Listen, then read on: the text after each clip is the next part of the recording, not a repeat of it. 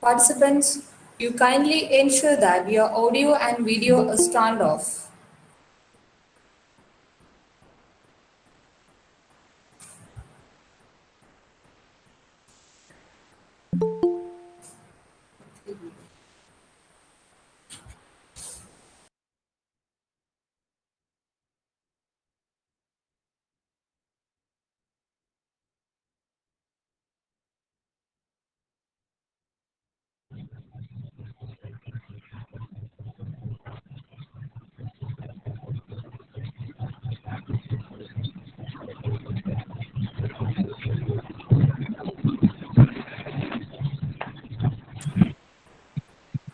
Mr.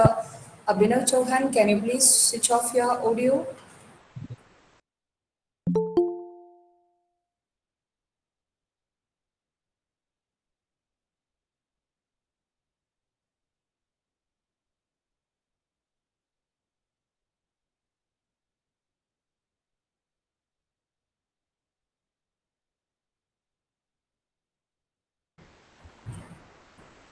Participants, please mute your audio and video.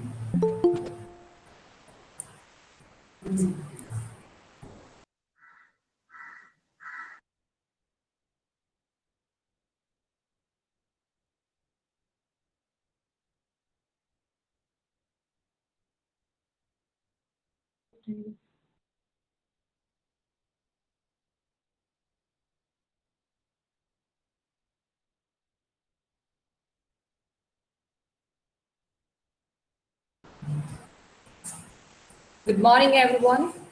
Sahya Arts and Science College welcomes you all to Immersion Episode 6, Developing Transferable Skills in the English Language Classroom. We'll be starting our session at 10:30 a.m. And kindly ensure that your audio and video is turned off. Please don't press on the present now button and share now button.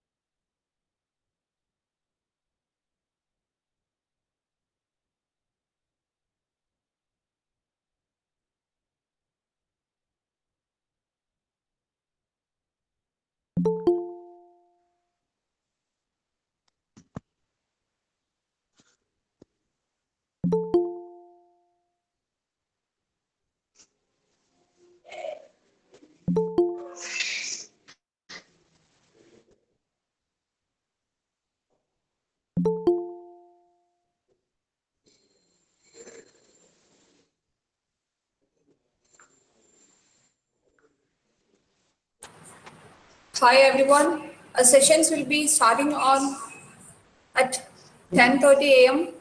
Please ensure that your audio and video is turned off. Please don't press on the present now button. Participants, please ensure that your audio and video is turned off. Otherwise, it will obstruct the meeting.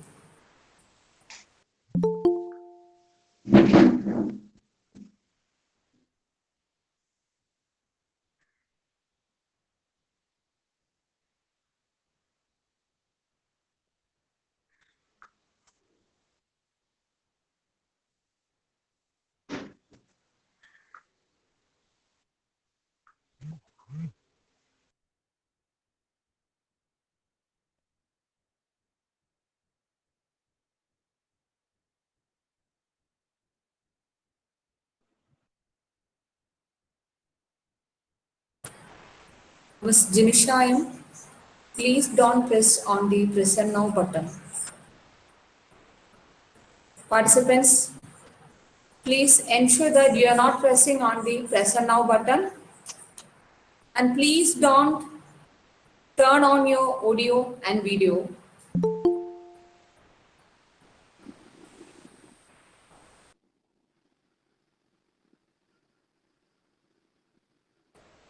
Ms. Jyotirmayi, can you please switch off your camera?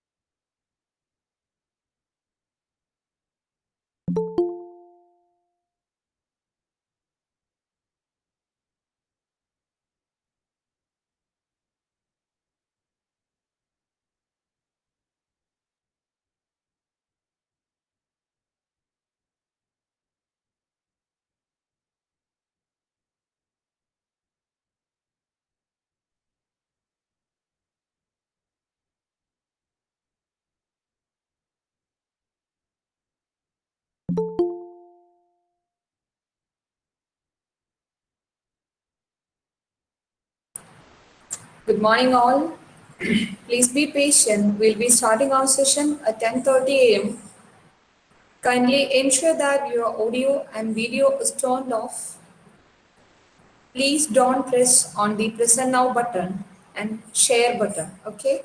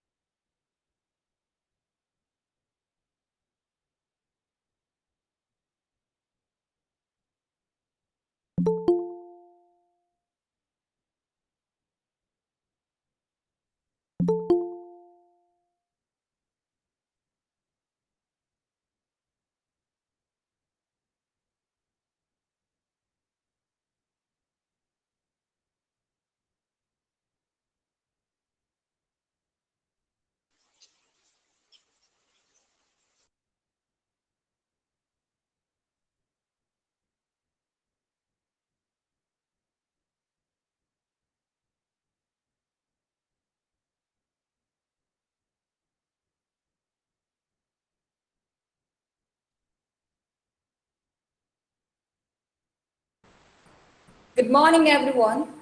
Sahya Arts and Science College welcomes you all to Immersion Episode 6, a national webinar on developing transferable skills in the English language classroom. We'll be starting our session at 10:30 a.m. Participants, please ensure that your audio and video is turned off, and please don't click on the Present Now button. You can raise your questions or doubts after the end of the session. The participants can post their questions through the chat box of the Google Meet. E-certificates will be issued to the registered participants who attend the session and complete the feedback form. The link for feedback will be provided at the end of the webinar. Please ensure that your audio and video has turned off.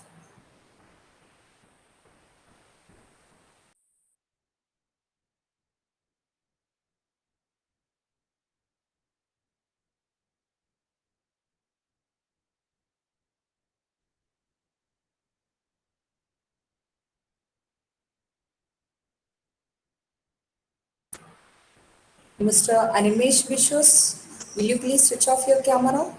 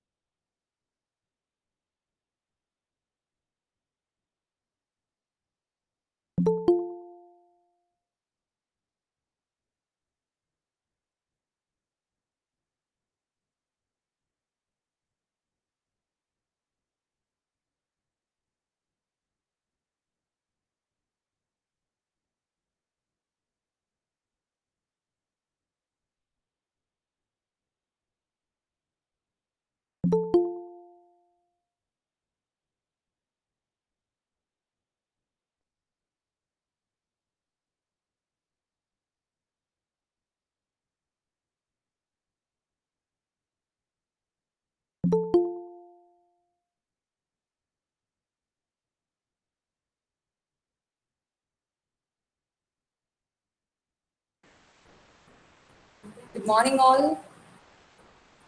Please ensure that your audio and video has turned off.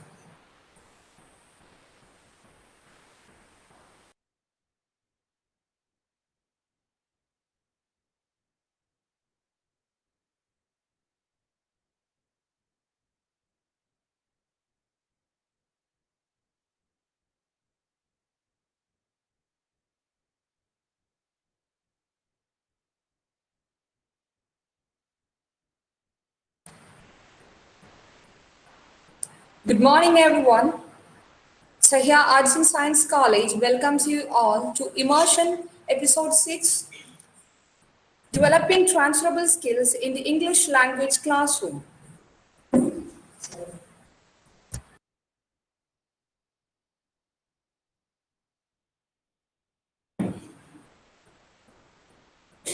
Good morning, everyone. Sahya Arts and Science College welcomes you all to Immersion Episode 6, a national webinar on developing transferable skills in the English language classroom. Participants, please ensure that your audio and video has turned off. Please do not click on the present now or share button. You can raise your questions or doubts at the end of the session. The participants can post their questions through the chat box of the Google Meet. E-certificates will be issued to the registered participants who attend the session and complete the feedback form. The link for feedback will be provided at the end of the webinar. I repeat, participants, please ensure that your audio and video has turned off.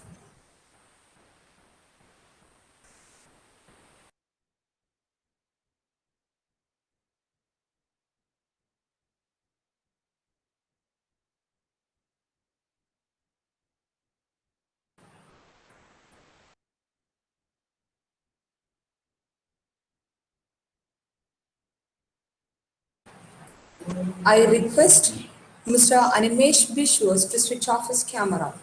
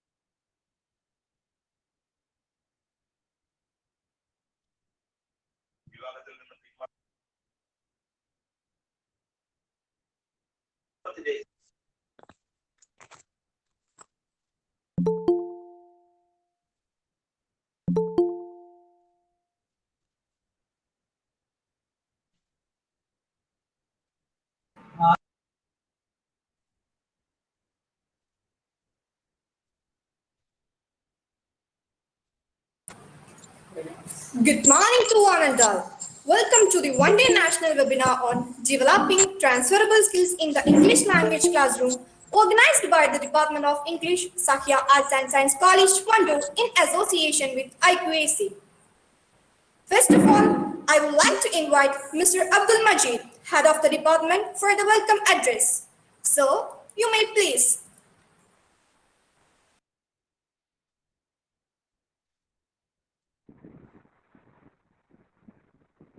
Am I audible, sir? Audible? Okay. Okay. So, warm good morning to one and all. Hoping you are well and fine and happy spirits.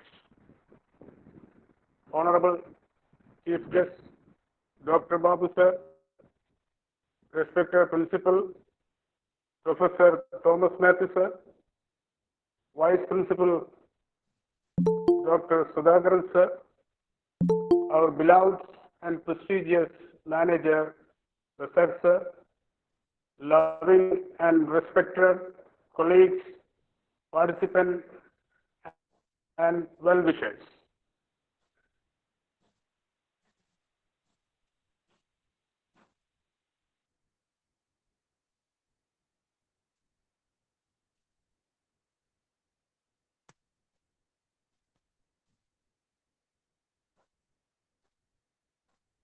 Organized by the Department of English, Sahya College of Arts and Science at Wandoor, in association with IQAC. This webinar is focused on learners' struggle to use what they have learned in class in their day-to-day lives. How language teachers can help their students to develop transferable skills, sub-skills, strategies they need to understand complex situations outside the comfort of classroom. In this auspicious occasion, without daring a long introduction, I am coming to my task. I would like to welcome our beloved and respected principal and mastermind of this college, Professor Thomas Matthew, sir. I cordially welcome sir to this webinar. Likewise, our admirable Vice Principal, Dr. Sudhakaran, sir. He is the source of inspiration and a true guide. Hearty welcome, sir, to this webinar. Our beloved and prestigious manager and lifeblood of this college, Research, sir, I happily welcome, sir, to this webinar. Next, I would like to welcome our guest speaker and resource persons of today's webinar, Dr. Babu, sir. I cordially welcome you to this webinar for everybody. Then I would like to welcome our amiable and reputed participants. You are the enthusiasm and success of this webinar. I proudly welcome you all in and out of India to this webinar. I assure you that this webinar will be profitable for those faculties, research scholars, teachers, and growing students population. Thank you. Thank you, sir. And here comes the much awaited one. Dr. P.K. Babu is an eminent scholar, academician, teacher, and a well-known English language trainer who has enriched the English studies with his knowledge and expertise in the discipline. Currently, he is the principal of Al-Shifa College of Arts and Science, Perindalmana. He is the former principal of DGM MES Mambad College, Malappuram, Kerala, and was the head of the Department of English, Korambel Ahmadaji Memorial, Unity Women's College, Mancheri. He is the member of Academic Council of University of Calicut and Academic Advisory Committee, UGC HRDC, University of Calicut. He is also the academic advisor of Benchmark International School, Tidur. His excellence and insights are reflected in his intellectual engagements with the transdisciplinary biannual research journal, Singularities, as its chief editor. Let me invite the speaker of the day, Dr. P.K. Babu, for the keynote address. Sir, it's over to you.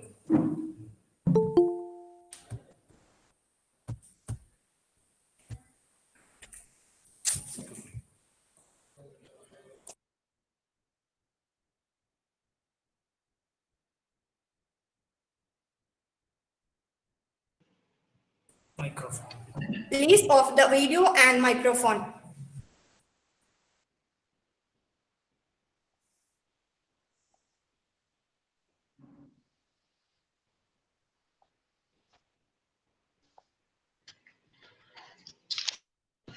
Morning. Am I audible?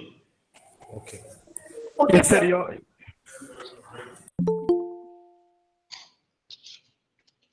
Morning, everybody. Jawhar and IQAZ. Am I audible? Yes, sir. You are audible very much. All right. The visuals may not be very good. We have a power issue over here. Okay, sir. It doesn't matter. Yeah. All right. I hope we are good to go. Yeah. Yes, Okay. Yeah. Once again, good morning, everybody. And thank you, Sahya, for putting up the show. I would like to thank Team Sahya, Principal Thomas sir, Head of the Department of English, Majid sir, Abdul Majid sir, IQAC team, and Mr. Jawhar, who is a faculty of English over there, and other members of the management committee I'm familiar with. I've got good connection with Sahya College. We've been involved in a couple of events in one way or the other for the last couple of years. So thank you, everyone. And morning, everyone. I would brief you about the plan of action for the day. This is a 1 hour presentation. And in this 1 hour presentation, I'll be looking at developing transferable skills in the English language classroom. And this is a topic picked by the hosting Department of English at Sahya College. And this is divided into 2 parts. It will be co-presented by one of my colleagues, Ms. Vinita MK from Department of English, Unity Women's College. She's also doing her research in ELT, English Language Teaching, under my supervision. And she's quite popular for the sessions she has done in the area of English language training. And after my part of the presentation, I'll take around half an hour to 40 minutes.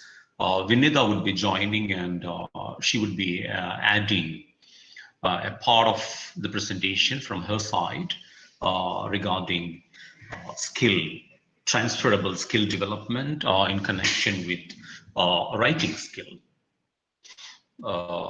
And then we would like to take possible questions and comments from your side. And I'm sure that both of us on both sides of the argument, like those who are presenting and those who are listening and participating in the presentation, would be lucky enough to carry home certain actionable input from both sides. Now I'll take you to my presentation for the day. Tell me whether my slides are visible. Are my slides visible? Yes, sir. All right. Okay. See, the presentation is focusing on two aspects. One is about skill development, and the second aspect is about how can we look at the transferability of those skills. In fact, the second aspect is an easy one. So your slides are actually not visible. That's what I asked. I have been made the post, right? 1 minute.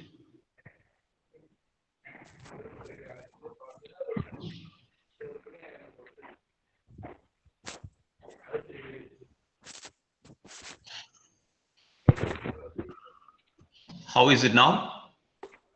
No, sir, it isn't visible. 1 minute now. No. Yeah, now you No. are on presenting mode, but the slides are not yet visible.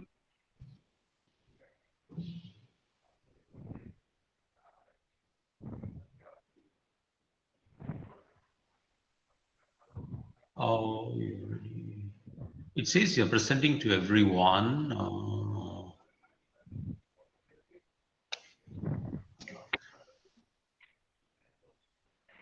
Yeah, sir, it's okay. Am I now. okay now?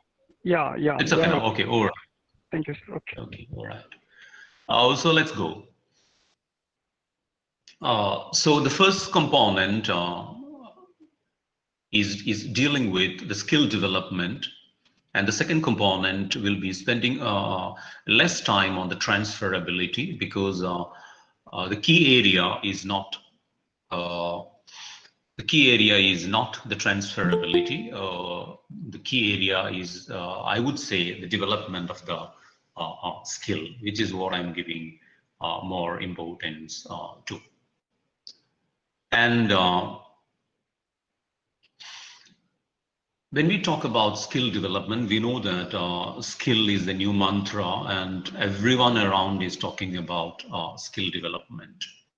Right from the local governance level up to the national and international level. Even the new education policy is repeating the word skill development any number of times. And skill integration is touted to be the panacea, the solution for all kinds of educational problems too. There are two terms dropped recurrently in the discourses, in the discussions about education. One could be research, and another one is skill development. All right. I wouldn't support unreasonable, irrational, illogical emphasis laid on skill development, but I would accept that skill development is an important component of education, and it's a more significant element when we talk about language education. I agree with that.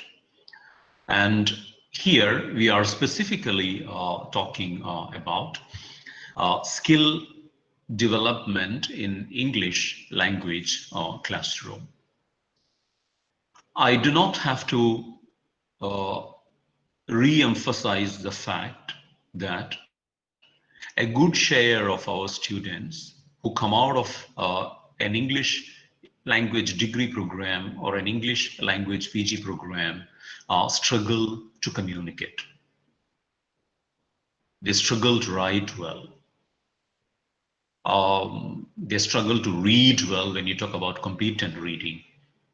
And listening competence is one of those competence on which we put a premium, and we don't have a lot of people who have got excellent exposure to good listening skills training. You may have come across webinars on speaking and writing, but rarely do you come across as a webinar or a seminar, a workshop, which is exclusively focusing on listening skills. I would like to focus here on not all the skills, but a couple of skills, because it would be difficult for us to focus on the whole plethora of skills we can take home from an English language program.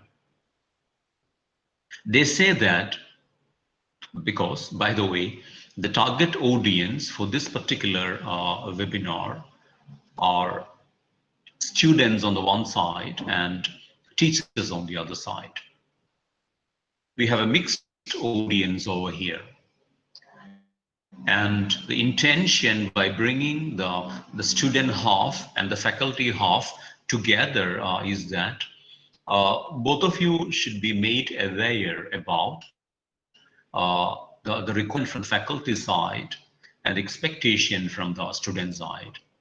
Expectation from the faculty side, requirement from the student side. Otherwise, it would often be a kind of a blame game in which the faculty would say that our students are not good enough, and the students probably would return the compliment and say that our teachers are not competent enough, not good enough.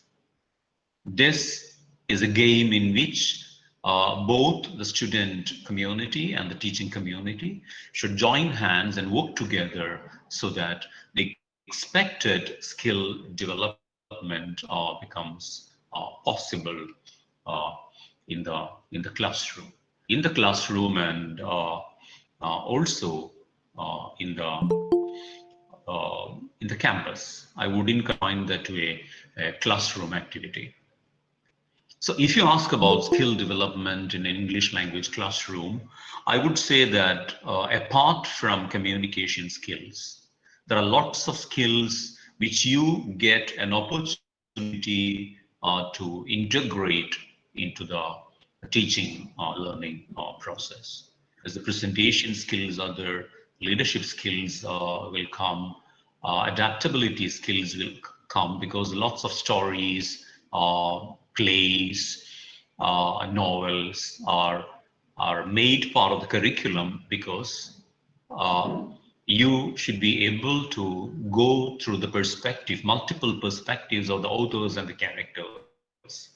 And that should gradually tame your psyche, tame your insights, and make you capable of looking at things from multiple points of view, plural perspectives.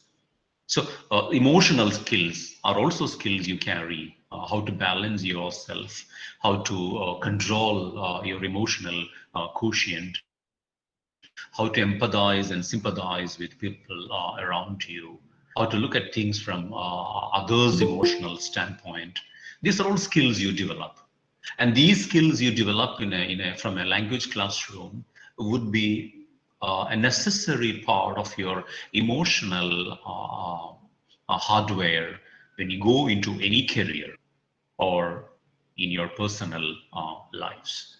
But my focus here would be on certain skills. I will just passingly mention about transferability of those skills, even though I'm sure Vinitha would take it up in a stronger way in the second half of this presentation, this co-presented webinar. By transferability, we simply mean our capacity, our ability to transfer the skills we have acquired from one context, from one area, from one career front into another one. For example, if you take a skill like a speaking skill, you can rarely find any area in which speaking skills are not required. And the skills of, for example, presentation, or the skills of bringing people together, your people skills, the development of people skills through language skills would be required in many areas. A doctor requires it, a lawyer requires it, nurse requires it, a front office manager requires it, all right? A principal requires it, a businessman requires it, a salesperson requires it. Even though the way in which it would be applied will be different, all right? Nuances will be different, but language skills would be necessary. Speaking skills would be a necessary component of the stuff you carry when you switch job from one field to another. You might have a doubt over here. Why am I talking about switching from one career to another? You know, in the current world and in the emerging world, permanence is going to be a problem when you go for a job. You will have to look at short-term goals in terms of career, and one who has been teaching today, you may have to go into a sales job tomorrow. The way the global career front is changing today. They say that according to studies like in study and related study, they say that 50% of the jobs today might disappear in 5 years. Which means, again, sometimes the jobs may disappear, and sometimes, as you understand, the job will not disappear, but the demands made by the job will change completely. The skill set required for a career completely change. Like today in the COVID scenario, you know that digital skills have become so significant. So this is what we mean when we talk about the transferability of skills. Yeah, it's just a capacity to take certain skills from one area and apply it in a different area. And then you will have to adapt to those. The way you use language in teaching, you cannot use in selling. The way you use language in selling, you cannot use in managerial positions. So you should be able to make the necessary adjustments of depending on the demands of the job there. That's my brief mention about transferability. Now, we're all dropping the word skill, right? And it's a fashionable term to drop too. If you give a talk on education today, it's compulsory that you speak about skills. Without getting into the complexities of it, we normally define skill as something you can do, something for which you are trained to do. You can do something, you can perform something with specific results. And only when the result in alignment with, only when with the expected outcome, you can take the credit of having the skill. Like the picture says, if you hammer the nail in the right way, if you hammer it in such a way that the nail goes down in the way you expect it to go down, then you can definitely take pride in the fact that you have the required skill. And nobody can nail it right through without practice. So skills are acquired. A huge share of the skills are acquired through practice, constant practice. And having said that, you may have to talk about what kind of skills can we take home from the English language classroom. I said an English language classroom in which you spend 6 semesters, right? 3 complete years. There's a huge amount of learning and a huge amount of skill development which you can take home if you studiously, earnestly make use of the opportunities provided by the classroom over there. Responsibility is of the students. Basically, I would say that because my philosophy is that good, demanding students would help develop skilled and professional teachers. Teacher performance should be driven by the student expectations of the teachers too. This is given in such a way because, as I said, skill development is possible through practice. And practice opportunities should be, on the one hand, given by the faculty, and practice opportunities should be found and made use of the student community too. There are lots of language skills you take home. As I said, thinking skill will be part of that. Critical thinking skill will be a part of that. Analytical skills can be a part of that. Emotional skills could be, as I said, part of that. But generally, when we talk about it, we talk about language skills completely language-oriented skills like the L, S, R, W, that listening, speaking, reading, writing elements.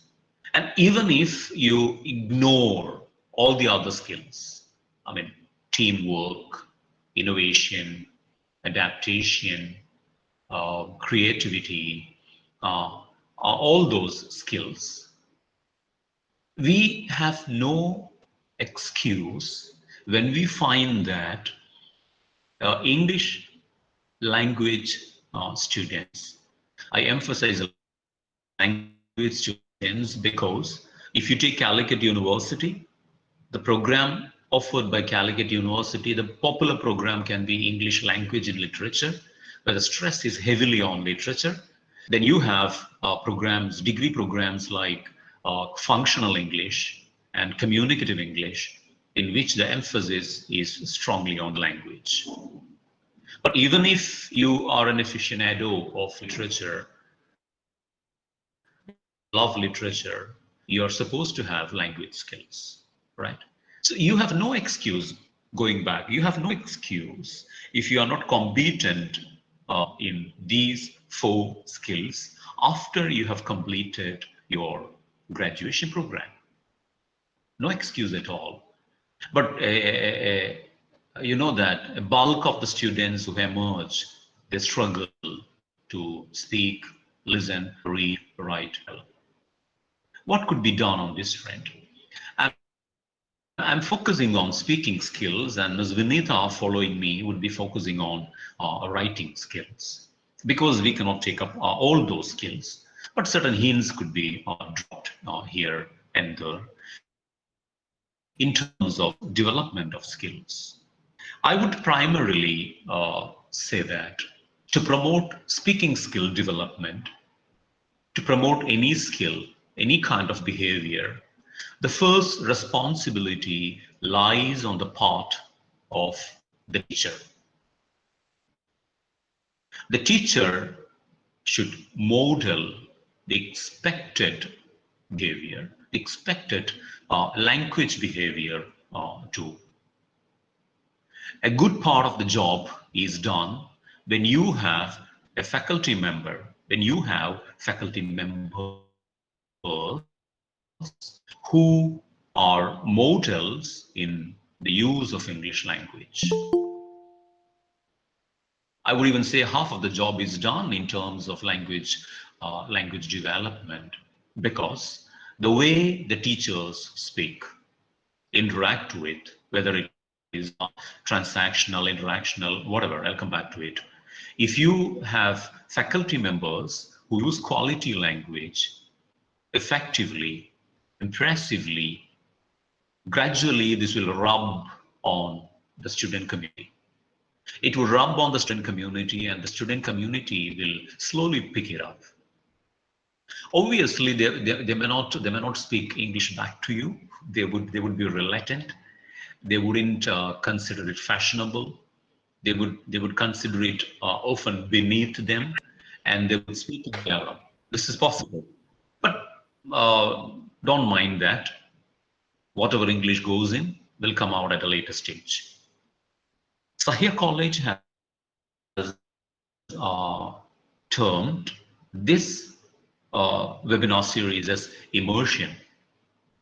I like the term because in a good language learning environment, we need an ecosystem which is rich in language, in which the students will be immersed. And when the students are immersed in the language system, what happens is that students would be continuously listening to a lot of competent language being used around them, a lot of expressions, a lot of terms, right? And as I said, this would impact them. This would go inside to them. And they will be able to pick words and expressions here and there.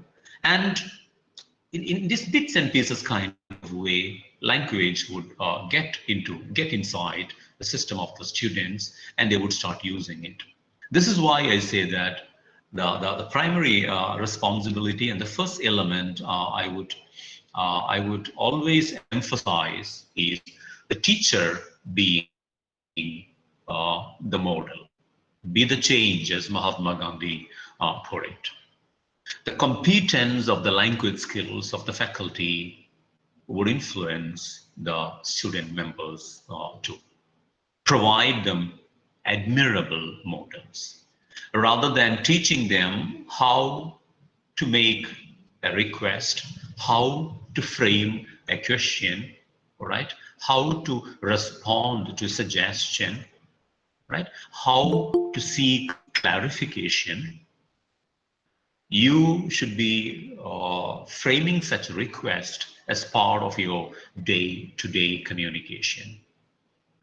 You should be using the language which demands clarification.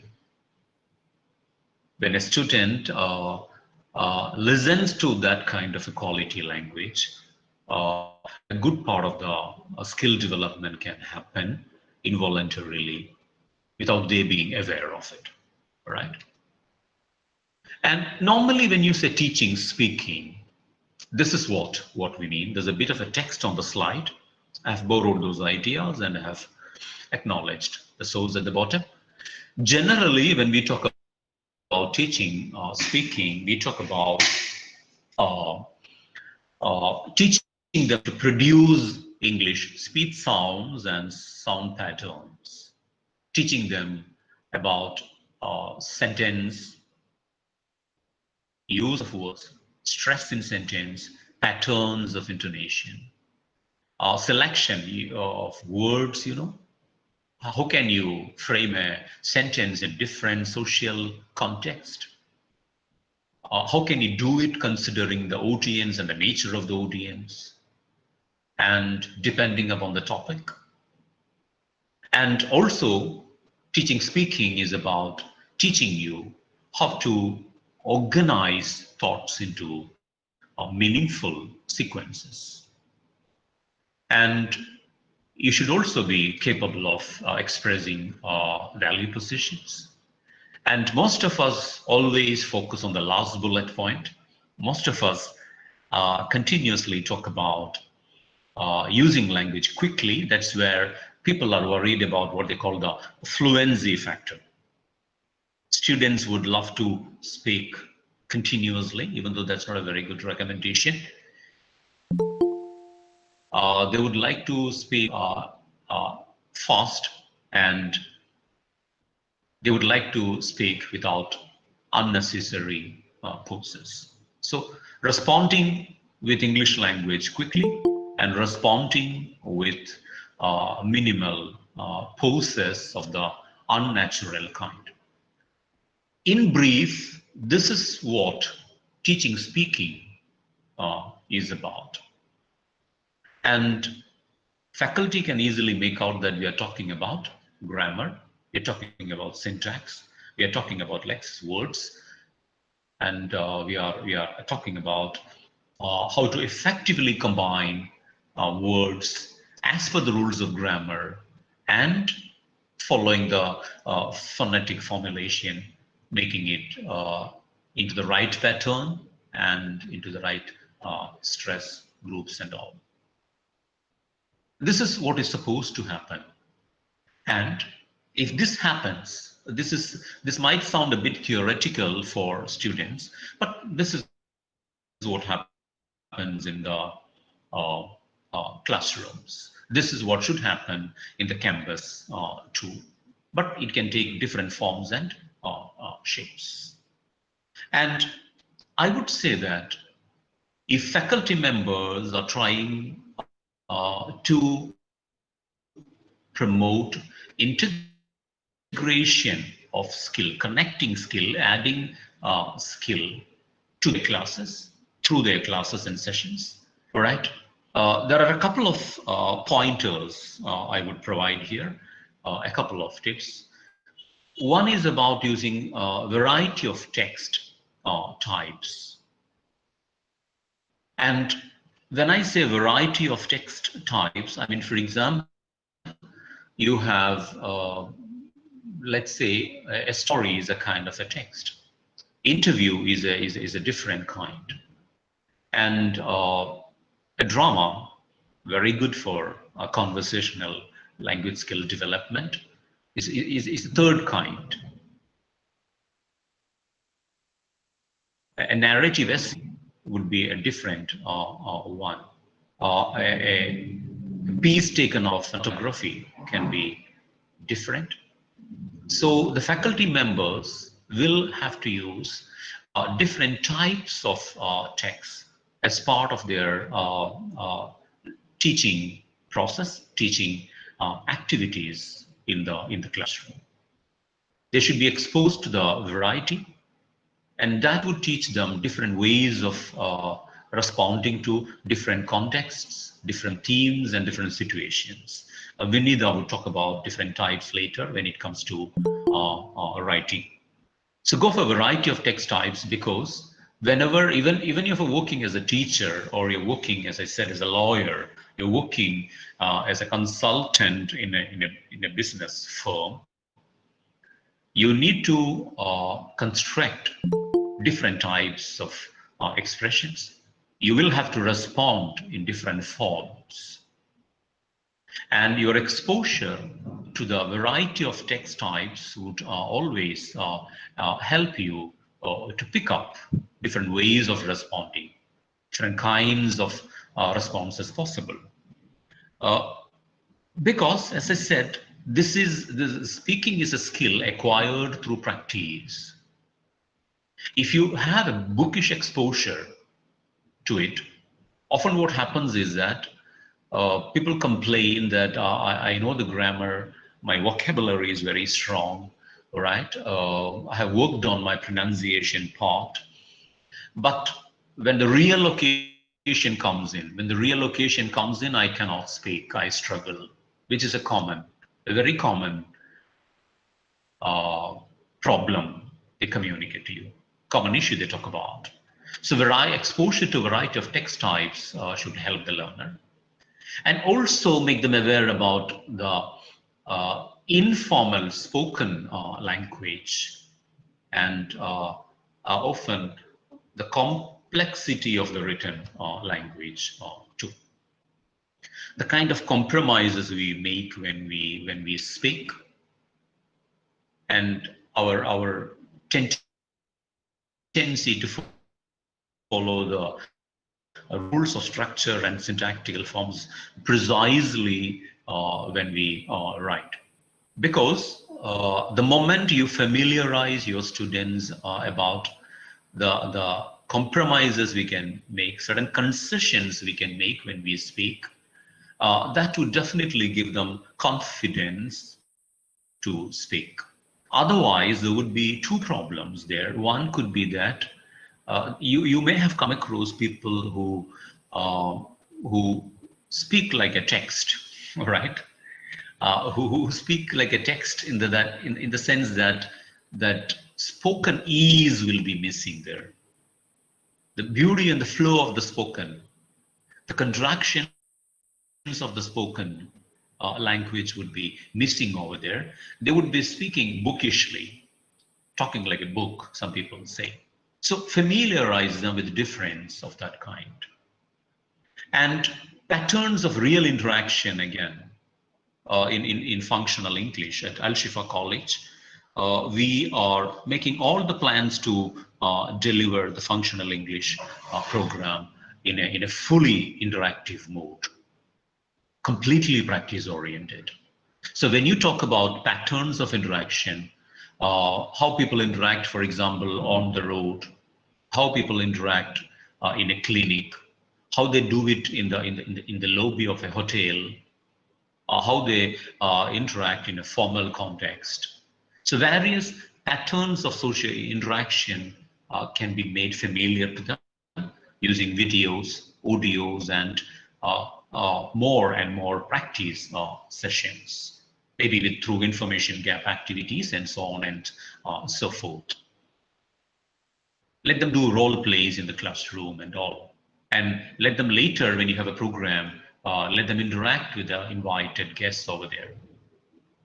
And then practice, they require, your learners, your students require practice in transactional and interactional uses of language. Now, transactional is a use when you try to provide, when you try to transact something, when you try to provide a piece of message, when you ask about the size of something, when you inquire about the price of an item. These are examples of transactional usage. Interactional usage is actually you interact as part of your social connections. When you're walking, for example, from home to the road, you might meet someone and you would exchange wishes with them. Probably you would greet a person asking, how are you? And your friend or the acquaintance would respond by saying, oh, fine.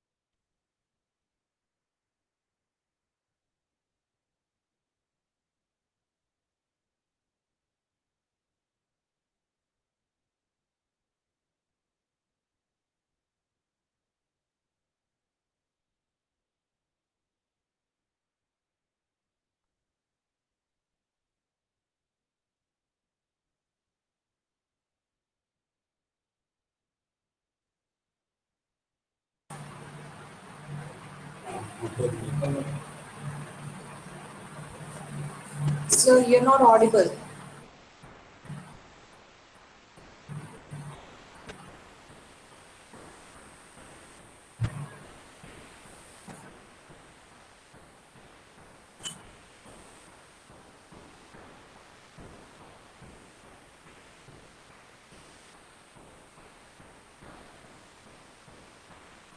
Professor, you're not audible.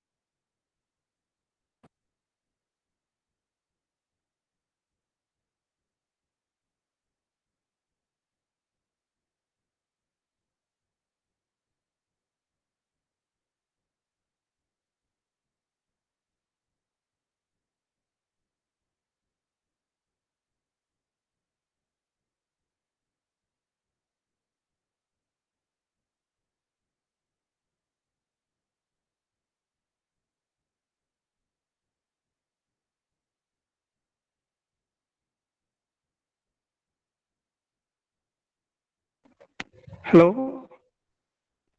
Hello? Hello, Babu sir, you are there?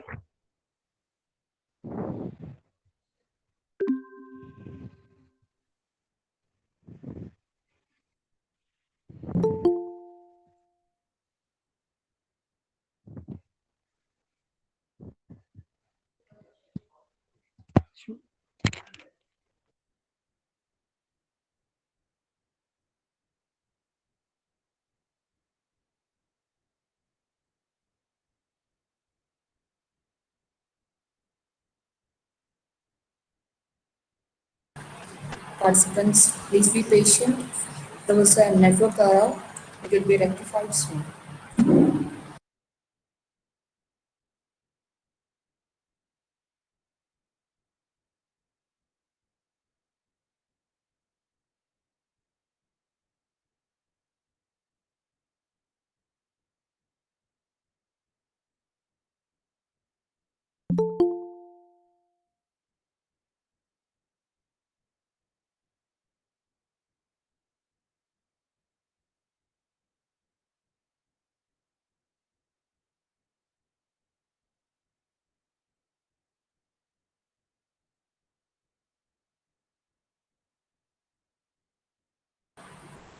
Participants, please be patient. As it is a virtual platform, we know that there will be circumstances. So our expert will be available soon. Please be patient.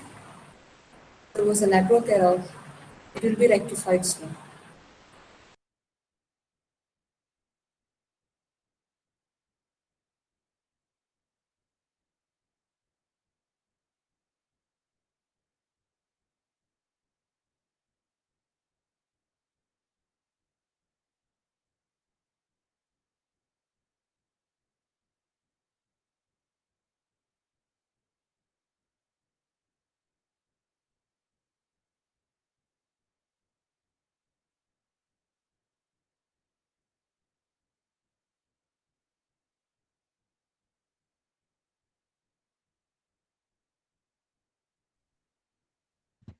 Dear participants, Babu sir will rejoin soon.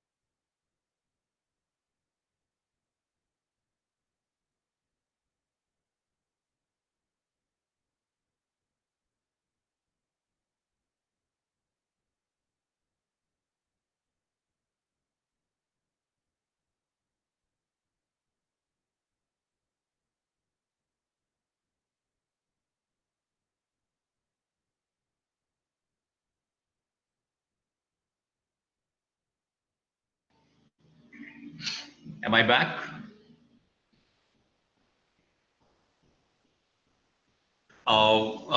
Can you hear me now? Am I visible? Yes, sir, we can. Okay, sir.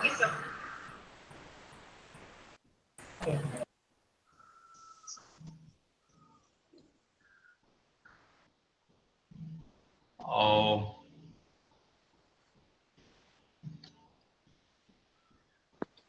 hello, everybody. I'm sorry about the distraction. I hope. No problem, sir. No problem. Okay, sir. Are my slide visible? Please check out. No, It's not visible. not visible. No, sir. Am I being made the host?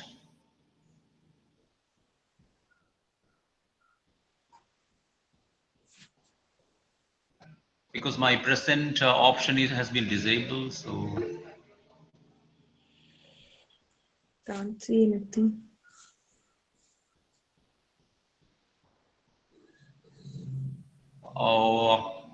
Can you see the slide? No. No.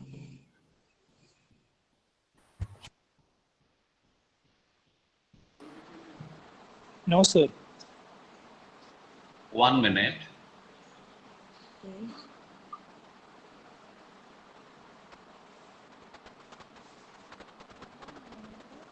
Now, No. No, sir. No, sir. check now.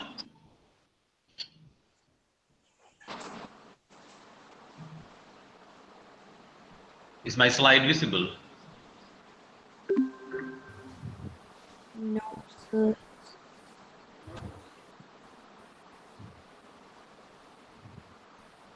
Yes, sir. Now it is visible. You can see the slide, right? Yeah, we can see the slide. All right. Okay. Thank you. So can I pick it up from there? Yeah, sir. Sure. Hi, everybody. I'm sorry about the disturbance in the middle. This is also part of digital skills. Your connection breaks off halfway through. Then you do the troubleshooting and get back to it. So can I get back to my work? Yeah. Yes, sir. All right. Okay. Thank you. You see, transactional and distractional use of language, interactional use of language. Sorry. Then the students should be provided, and students should make sure that they receive pronunciation practice. Because if you receive pronunciation practice, you can always enhance your intelligibility. This often becomes a problem. Intelligibility is understandability. When you talk to people or when you listen to people speaking in English, you struggle to understand what they say. Your comprehensibility becomes a problem. Those who watch movies, English movies, know that often we read the movies because we keep our eyes on the subtitles at the bottom. We keep reading the movie in a sense. We read the subtitles at the bottom and we don't listen to it. Please start making it a habit to watch movies, watch English movies without subtitles. Make your students watch it without English subtitles. Then you will be able to see how much you can follow when they pronounce it. The accent pattern could be different, but the more practice you have in the right kind of pronunciation, you can enhance, you can increase your intelligibility provided in the English language classroom. And the teachers can always support the students. Support is very, very, very important over there, because students will not quickly pick up language. So they wouldn't quickly shift to the right pronunciation or turns of and tones and all. You have to provide them preparation time whenever an activity is given, and only after due time given for preparation, you can make them present, you can make them talk, involve. And the final point here, I would like to mention is what I've started off with, that let there be practice, practice, and practice. Many of the so-called good speakers, good users of language, have reached where they are today because of continuous practice. Listening to lots of language, right? Reading lots of language. Vinita will speak about it later, so that it would in the totality of the language skills you require. And my final point here, before Vinita takes over with writing skill, is, see, when you take a college, a campus, there are lots of opportunities in which language functions come into play. When you have a program, when you have an invited lecture, when you have a seminar, a language festival, a drama competition, a book reading competition, even on the day-to-day kind of thing, every day in every lecture, there are many places where you can where you use requests. The language functions like making a request, right? An apology, an invitation, right? A compliment. These language functions are part of the common day-to-day activity. And if the teachers make it a point and insist on students using certain structures, you have structure for how to make a request, how to apologize, how to compliment, right? How to ask for something, how to respond when you receive something, how to use language for discipline. If teachers make it a point to employ functional language functions in the proper way, all through, you have excellent opportunities for embedding skills among your learners. This is possible. And it is a responsibility, hence, it is a responsibility of the faculty members to switch to language functions, regular use of language functions, proper use of functional English in the classroom and in the campus. As a result of which, as I mentioned earlier, modeling, as a result of which, the students also would be given a number of opportunities for the same.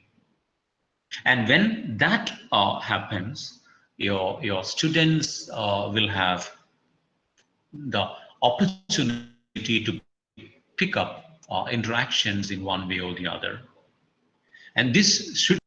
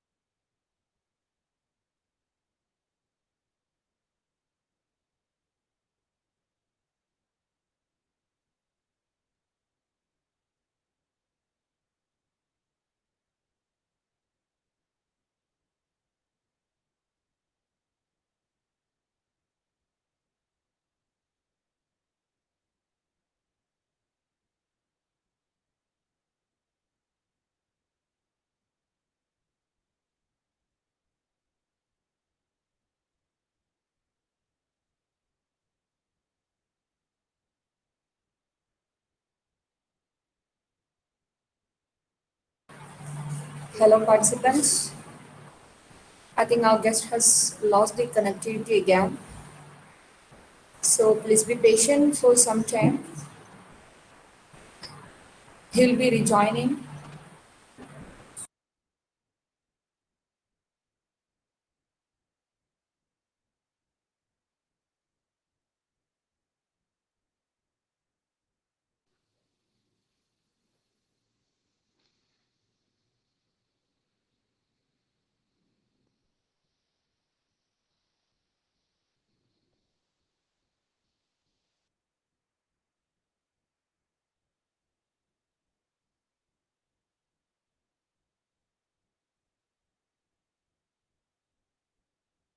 Can you hear me? Yes, sir. Yes, sir. All right. Yes. I'm awfully sorry about the Yes, sir. confusion over here.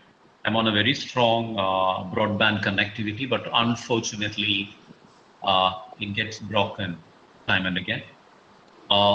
With that, I'm coming to the end of what I was trying to say. I was talking about when you lost the connection, I was talking about integrating functional language components into the day-to-day activities. Teachers will direct you and the students will have to oblige it, all right? Beyond a particular limit, teachers can't push you. At this point, I'll be putting an end to what I'm talking about, the spoken language part, and I'll be putting Vinitha into it. The next 15 to 20 minutes, she'll be talking about writing skill development too. And towards the end, both me and Vinitha will be available to take questions and listen to constructive comments from your side. Over to you, Vinitha. Vinitha, you're there? Yes, sir. I'm here. Am I audible? Or Yes. should I use the microphone? Is this clear enough? Sure, sure. Yes, You're audible. ma'am. You're audible. Yes. How about Jawhar, the can you clarity? hear Vinitha? Yeah, Sorry? we can hear both of you, sir.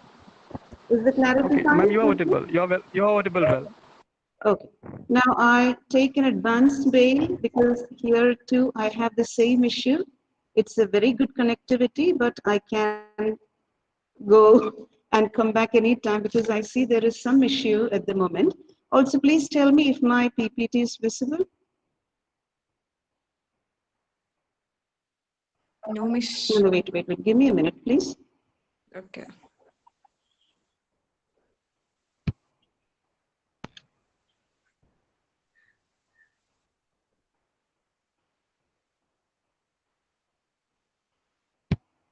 Can you see it now? No, miss. No? Yes, yes. Okay, what do you see on the screen now? Could you tell me? Developing transferable skills Oh. for writing. Okay. So, shall I start, or do you wish to hear a little bit of little talk? Can I directly go into the topic, Babu sir?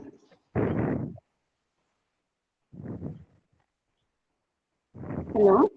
Vinitha, you can carry on. All right. Now you have heard Babu sir talking about developing the transferable skills in the English classroom and the necessity of doing that. My experience has taught me many things which I didn't know for a long time. Now, we were all very late to understand that there are, I wouldn't say Babuza was late, but in my case, I was a bit late to really understand how the classroom can shape a child's life because I didn't know that there was a difference between teaching and learning for a long time. But once I understood it, my approach changed, the way I work with my students changed, my focus changed, and I would like to share my experience with you so that all of you can make a small attempt at redefining what we are doing right now. I'm not saying that the conventional methods are wrong, they have their valid points there. But maybe if we look at it a little bit differently, attaining the objective can be a bit more easier. So my talk for the next 20 minutes will be roughly divided into 3 parts.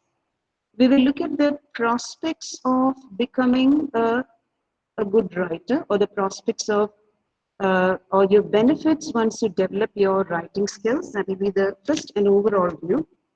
Second part, we will have a basic view into the theoretical part of writing. I look at writing as a habit formation, which has to happen continuously.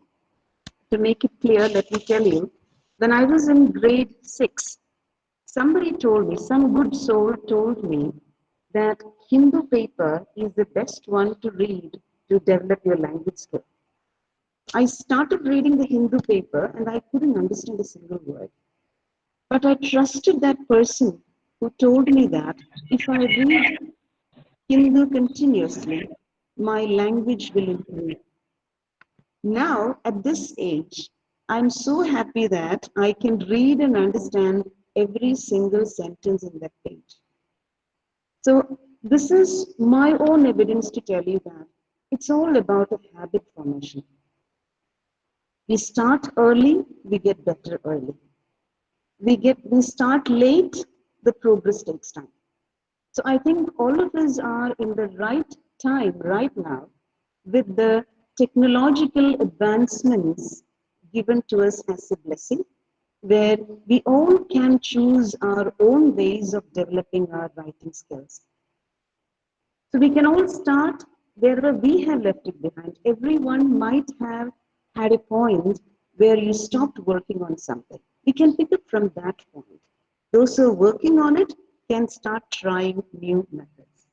And in the last part, if we still have time, we will try a very small exercise to test the challenges involved in writing skills. So with that, I move to my slide. I hope it's visible now. The slide is visible. Yes, ma'am.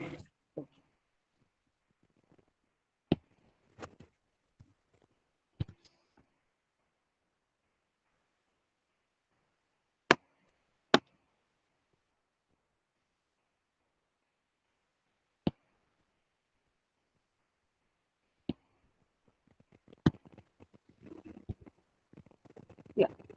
Now, one thing that I read recently is that it is good to follow a kind of reverse method. Like when you design a syllabus, when you start working on a syllabus, when you work on a curriculum, think about the end point first. Do you wish to be enlightened by your education into a socially sensitive, a creatively productive, and an enviable citizen of India? If that is the end point, just trace back. What should you do now to be socially sensitive? What should you do now to be creatively productive? How can we reach a stage where we can correspond or talk to the world using language as a tool? Luckily, in our times, we have the digital platform and the normal printing medium to help us spread our ideas. So keep this end point in our mind. Let's take this as the democratic function of learning. With this in mind, I hope we can understand why developing writing skill is important. Now, a research paper that I looked into recently told me that in a writer's repertoire, there can be two types of skills. One is the local skill, and the other one is the transferable skill. Now, to make you understand what is the local skill, the definition is here. It is the skill that we need to express or to put our ideas down in a particular genre with the vocabulary, the style, and the tones that are particular to that field. Maybe it's easier for you to understand how we write a, a letter for leave. We know that there's a format. We know it has to start with from and to and the subject item and the salutation. And we know that there are a few phrases and structures that we have learned into which we fit in a few words like, I may not be able to attend classes today because so and so, I request you to grant me leave. So this is a particular format into which we need to supply only the words that are matching our requirement. This we do on a regular basis. And we have got so used to it because we started doing it at a very young age. And I don't really know if our vocabulary and structure of a leave letter has changed from grade 2 till your undergraduate programs. But when it comes to transferable skills, it includes a bit more of advanced preparation and advanced practice. I borrow Babasal's words, practice, practice, and practice. If it has to become a transferable skill, we must have all the basics of writing in place. So, putting the basics of writing in place cannot be considered fully a teacher's responsibility at the undergraduate level, but a student has to understand that these are prerequisites at your advanced level. Right? Like when you come to grade 5, we must know the basics of the multiplication table and the fractions. If we miss these two in mathematics or the prerequisites, the advancing stages will be difficult for us. Same is the case of writing. If we let go the basics of writing at a young age, writing shall always remain a challenge. But that doesn't mean we cannot catch up with that. Just like I didn't give up reading Hindu because I didn't understand it, just keep on doing it every day. At the end of the session, I will show you a particular dictionary, a visual dictionary, with which you can work on your vocabulary or your syntactic fluency skills. That will really help you because it helps my students. They use it in my online platform every day, and they are able to articulate much better since I use this to help them with their syntactic fluency. And it's also important to know the audience, whom we write for and what do we write for. There has to be a structure in the way we put down things, along with tuning our writing to meet this structure using the proper punctuation and the spelling. Now, I would recommend, because we are from the old school where we learned spellings, giving our hands the mechanical fluency. I still remember when I wrote a letter to my father in grade 2, my father responded to me saying that it seems that your reading is very poor. A U is missing in your continuously. So, same day, I sat and wrote the word continuously 10 times.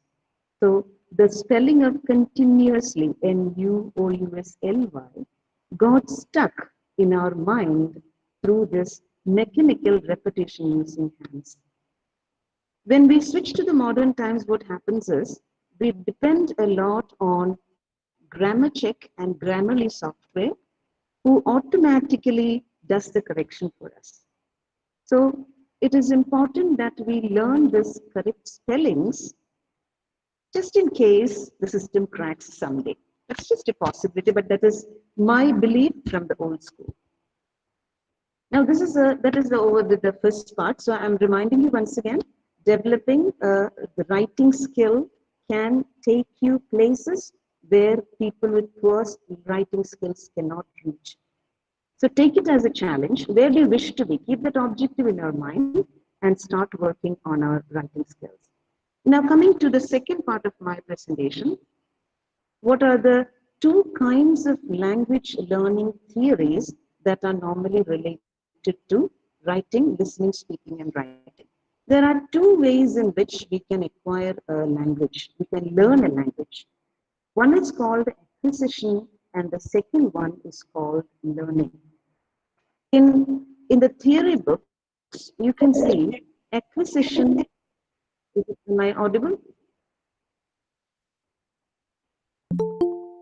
Am I audible?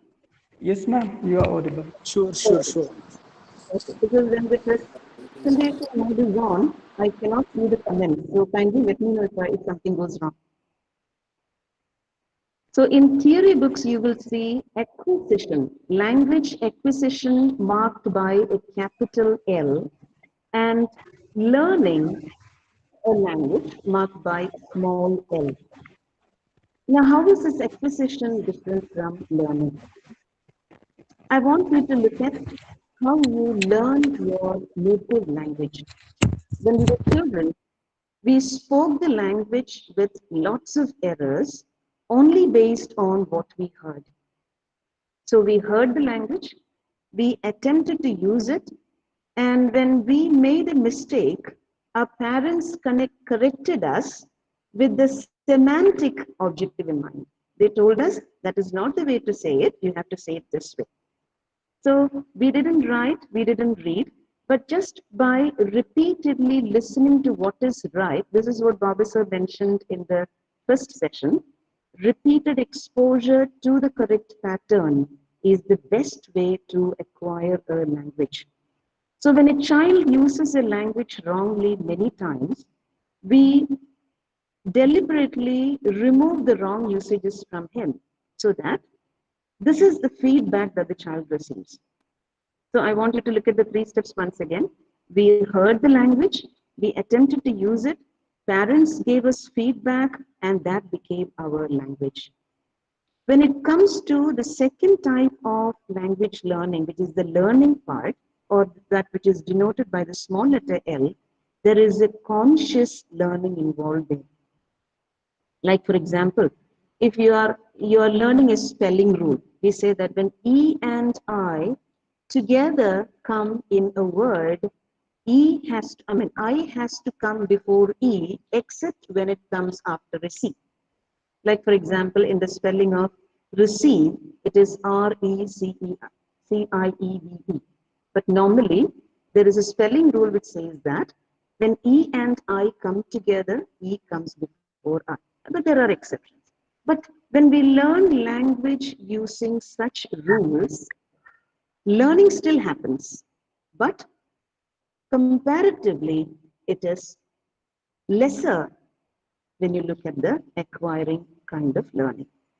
So when it comes to the writing part, there has to be a conferring of both the acquired learning and the learning based on rules. Now, why acquired learning?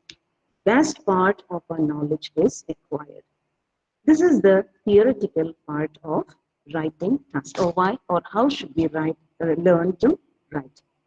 Now, let's come to the classroom context. We cannot turn the clock back. We are already at the undergraduate and postgraduate levels. What we can do is put the best step forward at the moment rather than going back. If you're ready to go back and start with the basics once again, it's really good. But keeping in mind the time and the constraints that the space and the time and the course offers, let's think about a few things that we can practice on a day-to-day basis. I will go back to my reading of the Hindu every day.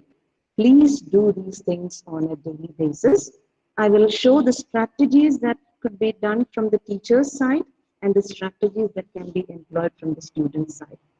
Now, I'm putting down a few words here, which is considered to be cyclic in nature because this shouldn't stop. This is a cycle that has to be going on till we stop the process of writing. Or I would say, till we end the process of learning, which should never happen. In my view, it's from the cradle to the graveyard. Never should learning stop because every day we learn something new. Now, in the classroom context, I'm talking about the integrating part right now. There are so many classroom situations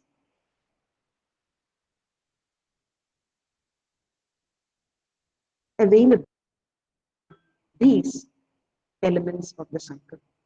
These are the elements that will definitely help you use the language, whether you become a CEO or a peon or a teacher, or you get into any field, whether you become an entrepreneur or you want to get into the online platforms. These are 5 steps that you can continuously keep doing in your job.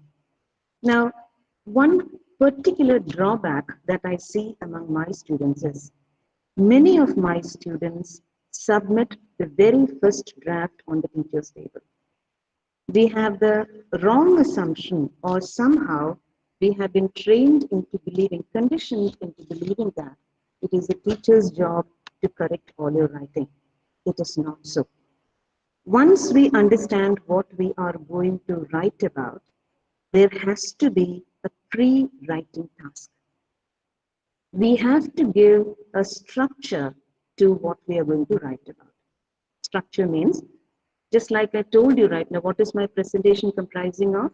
First part, why should we develop a good writing skill? Second part, the theory of writing. And final part, a little bit of integrated exercise into how we can practically exercise this in class. Similarly, before you take up any writing task, let it be a paragraph, let it be an essay, let it be a project, let it be a dissertation. There has to be a pre-writing phase where we design the structure of the writing. And then we go for the first writing. We read it, we write it, we read it, we edit it. There will be so many things that we can make better. Just like every time you look into the mirror, you feel that I can make myself better a bit more. Maybe this accessory change, this color change, this little piece of accessory that I'm wearing can make me better. This kind of corrections and modifications are possible in your writing too. I'll bring a very short anecdote here. A very famous writer once showed his story to his wife.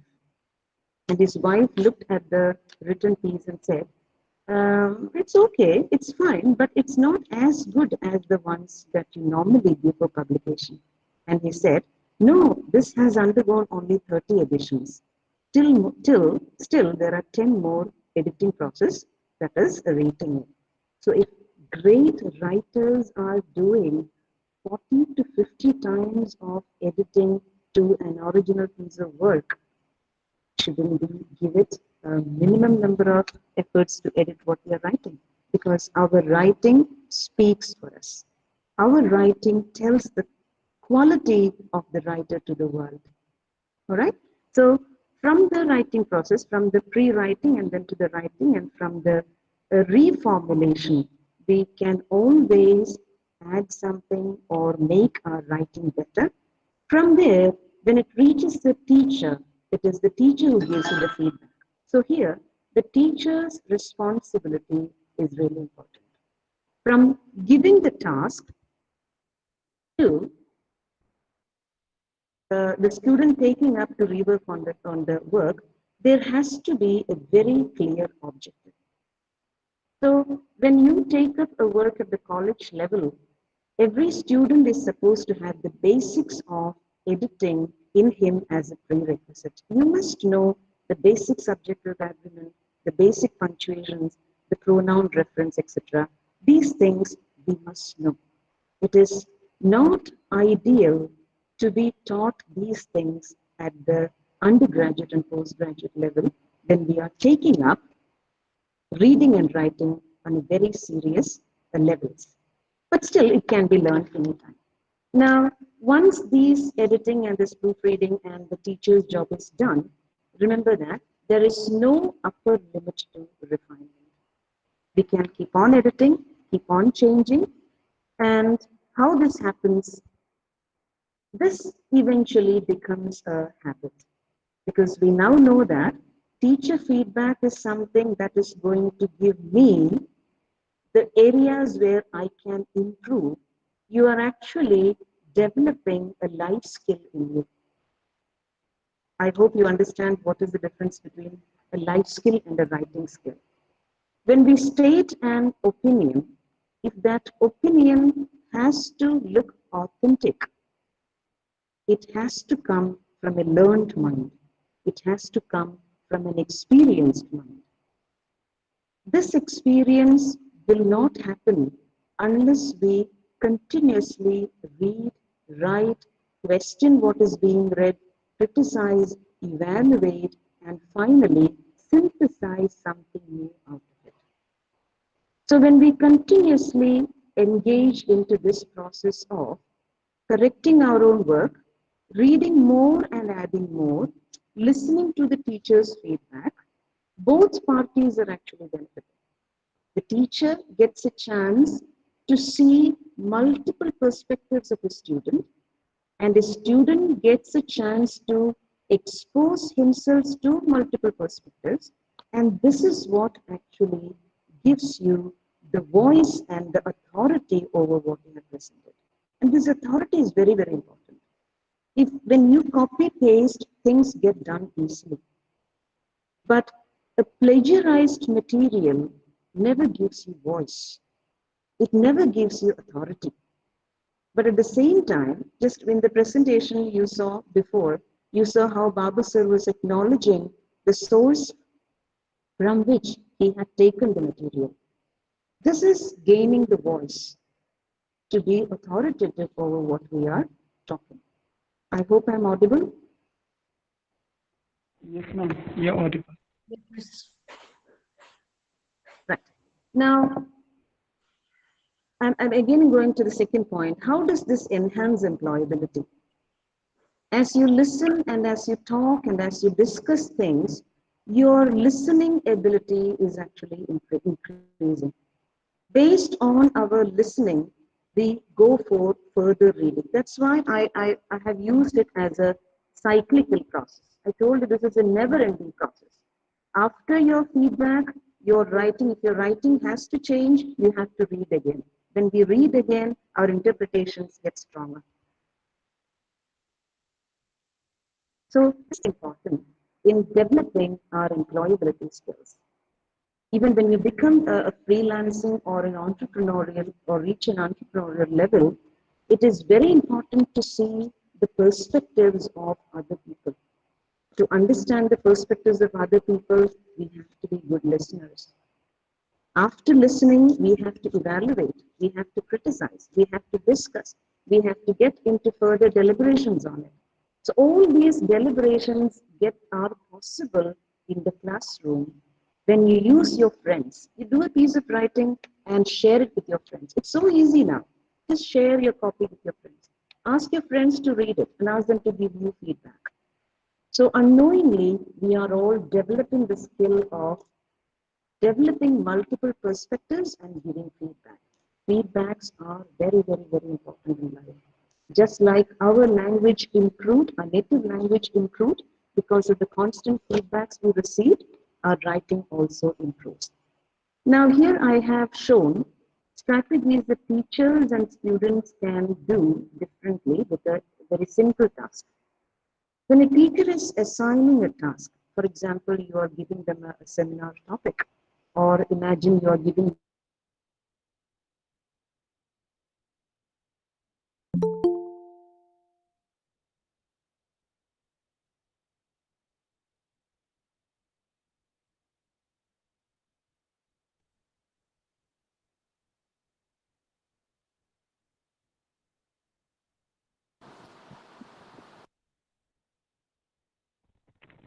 Ma'am, you are not audible. Hello, ma'am. You are not audible, ma'am. Hello, Vinita, ma'am.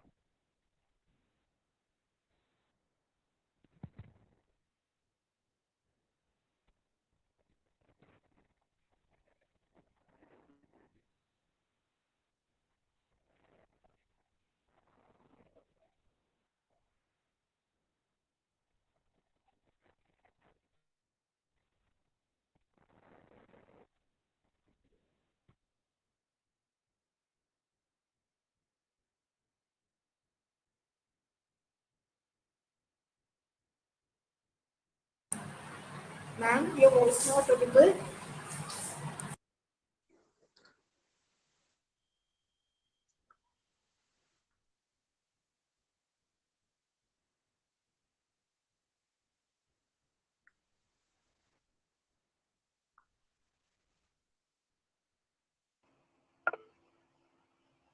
okay, how is it now? Yes.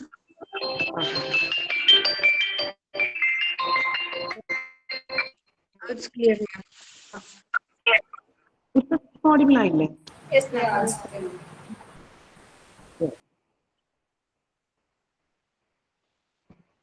Okay, is my presentation visible? Yes, ma'am.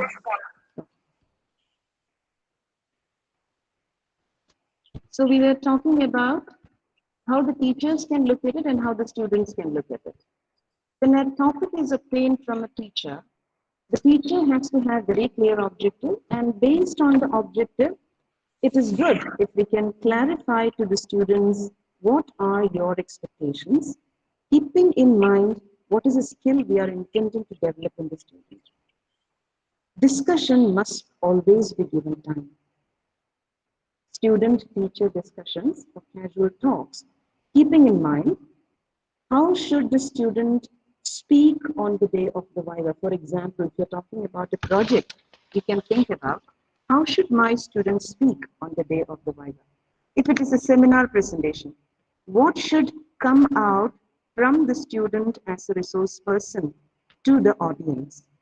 So clarifying all these will give a clear idea of the task into the student's mind. So that is what I have put under the students. There will be a structural organization that the student develops. He knows that he is going to be accountable. This is a very important skill that each one of us must develop to be the ideal, enviable Indian citizen. When we do research, when we do studies on a particular content, we get the voice. It's important to research and see what are the other opinions available or what are the other approaches available on a particular topic. All these are encouraging your research skills. Again, a transferability skill. Single view will not help us survive in a very pluralistic community. We must have the tolerance levels, which can only be developed by listening, reading, and speaking to different types of people and getting exposed to multiple views. Proofreading, very, very important. Here again, it is a student responsibility. Our work speaks for us. A plagiarized work keeps us in a very bad light in front of the interview.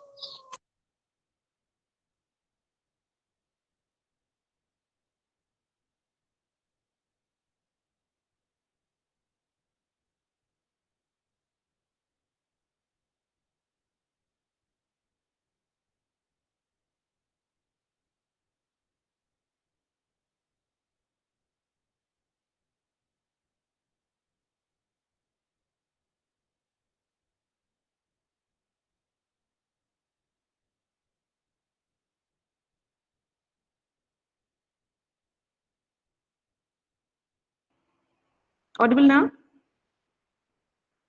Yes, Yes, ma'am. ma'am. Now it's clear. Babu, sir, can I take 10 more minutes? Is it fine? If not, I can skip the last part. Yeah, ma'am, you may take. All right, okay. Now, in the next part, I'm going Ma'am, to... just a minute. Are you still presenting your presentation on screen? We're not Yeah. able to see it, ma'am. All right.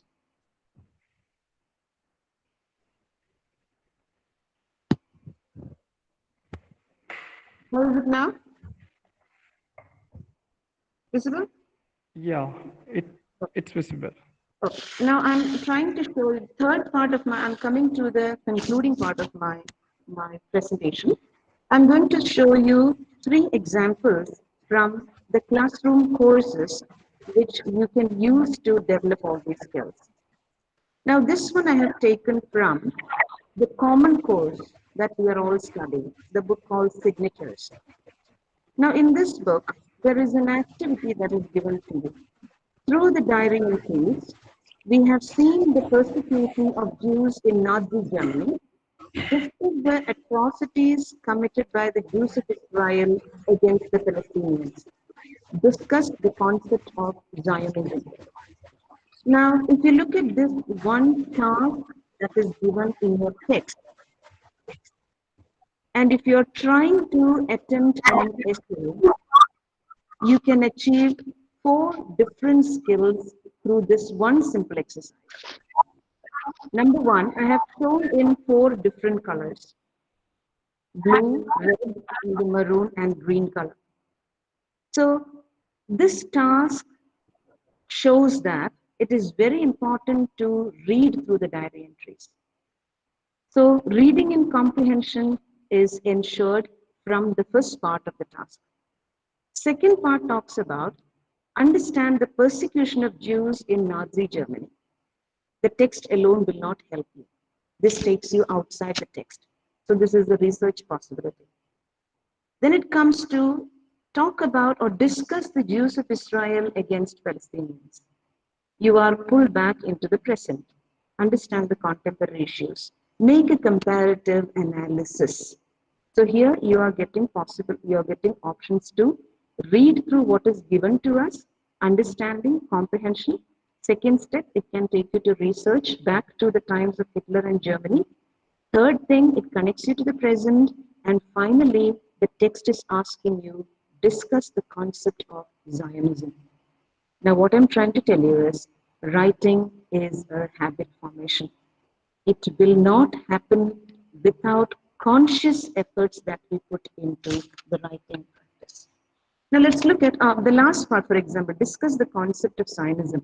When you go through this, you are understanding culture, you're understanding politics, and you are writing the language of facts. So factual language, historical language, the language of research, the language of summarizing.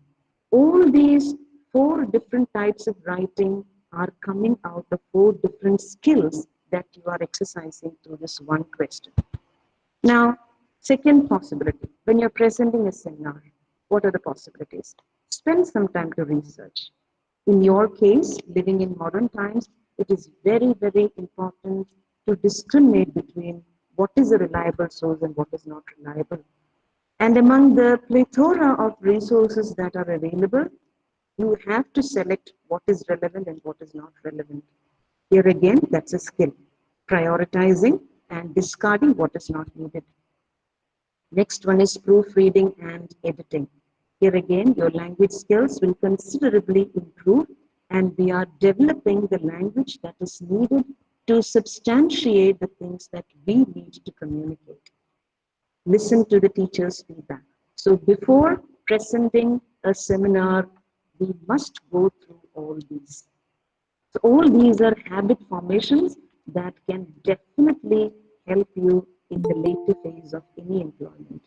No employment discards the importance of punctuality and time management and authenticity and voice and originality. In any profession, you need that. If you wish to stay somewhere, we need to develop that. Now look at a third example, and even presentation skills, how to talk to a large group.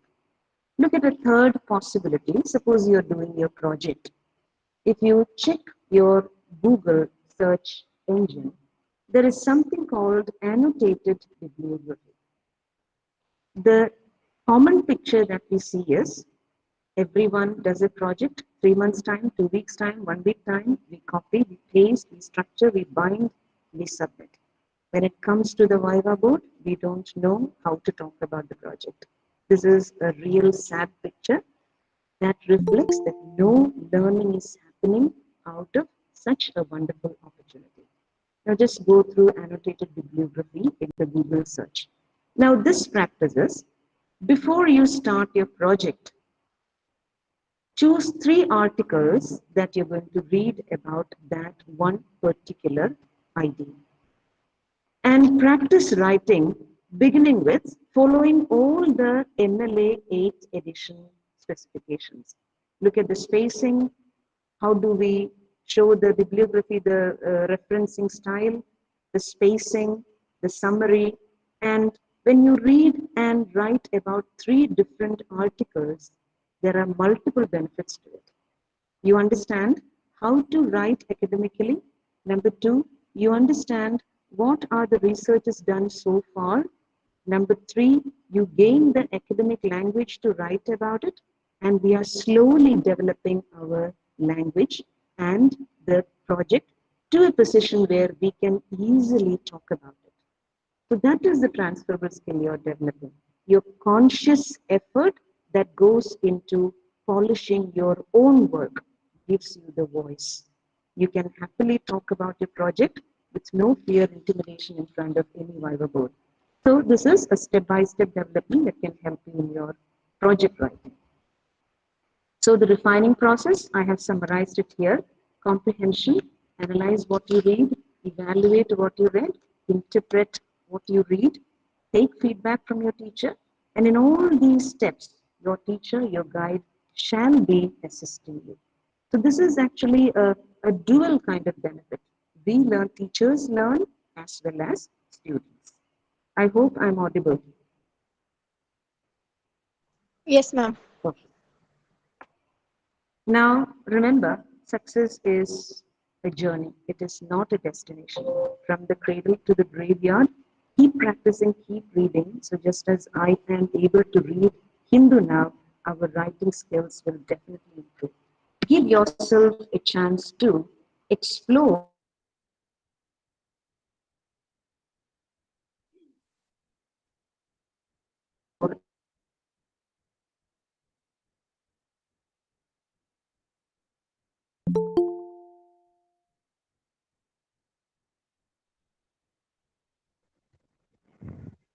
Ma'am, you're not audible.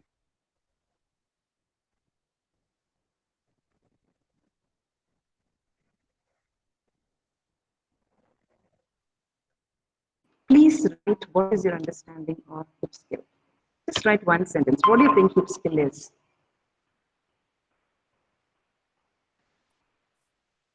Ma'am, not audible.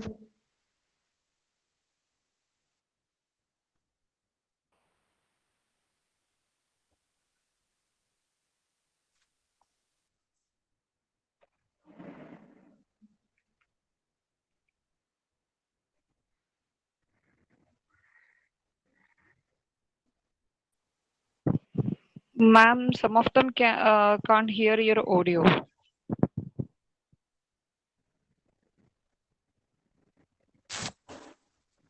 Ma'am, you are not audible.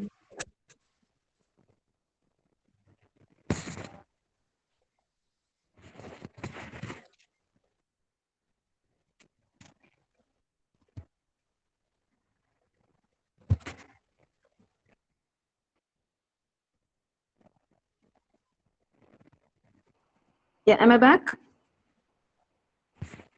Yeah, ma'am. Hello? Yes, ma'am. Yeah, you are. You're audible, ma'am.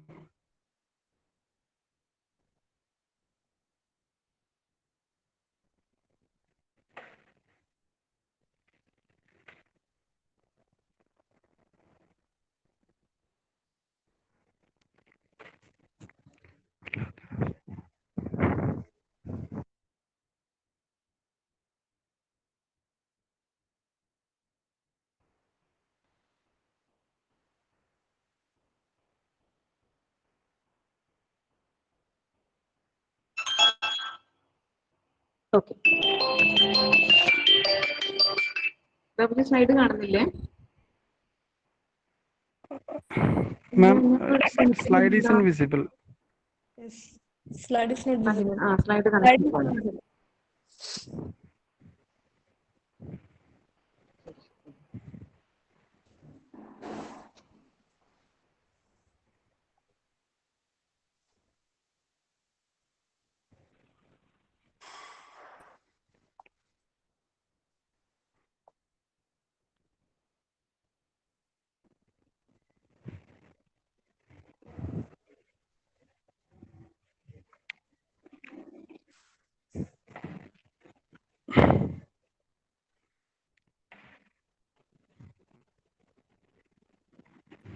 Ma'am, you're not audible again.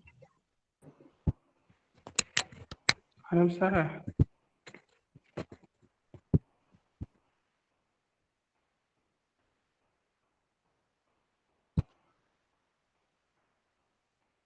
Okay, am I audible? Yes, Yes, ma'am. yes, you are. Yes, ma'am. Okay. I think there was a problem with the slides. Let me try now. Is the slide visible now? Yes, ma'am. Okay, thank you. Yeah. So just try to write one sentence. What do you think hypocrisy is? This is just about how difficult it is to write and how easy it is to write.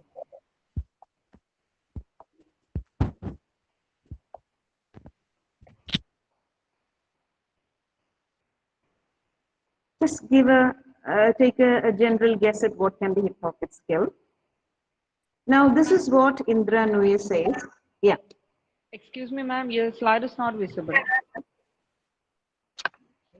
But it shows it's sharing.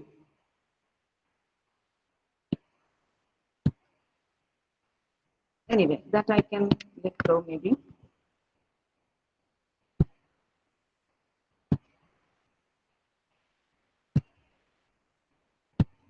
How about now?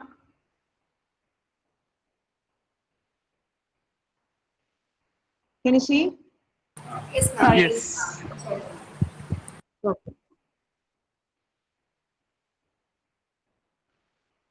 Now, this is what she said about. It means a skill you become so good at, you are seen across the organization as the expert at it. Now, your definition need not match with her definition. But you have written something and Indra Nui has said something.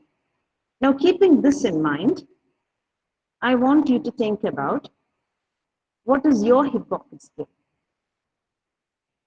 Because Indra Nui says her hypocrite skill is the ability to make the complicated simple. Think about what is your hypocrite skill. Now, what you're going to write next is a reflective writing.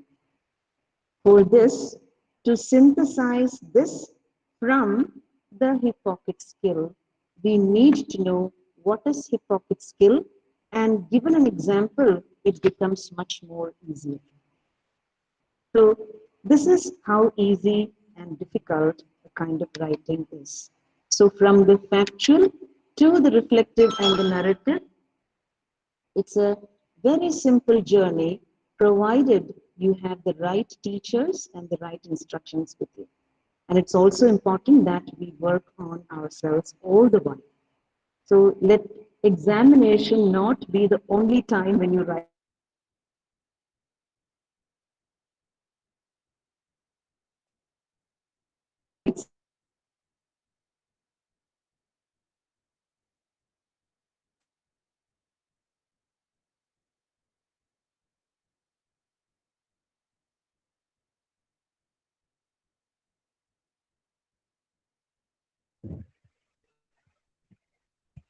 Hello, uh, ma'am.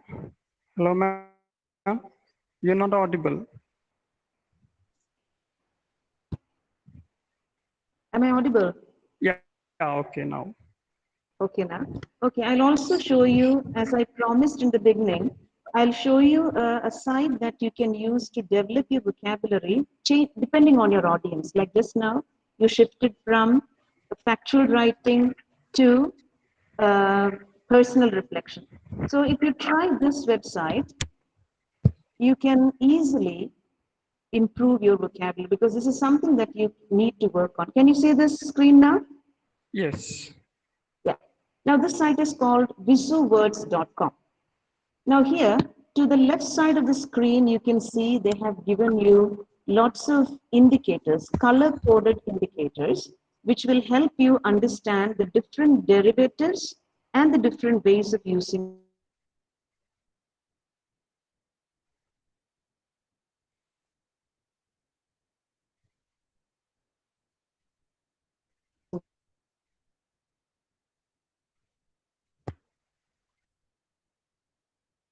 Ma'am, not audible.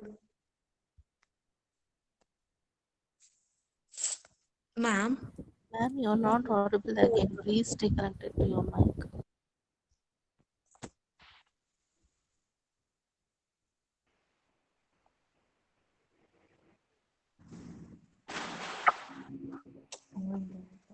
I really appreciate your patience, all of you.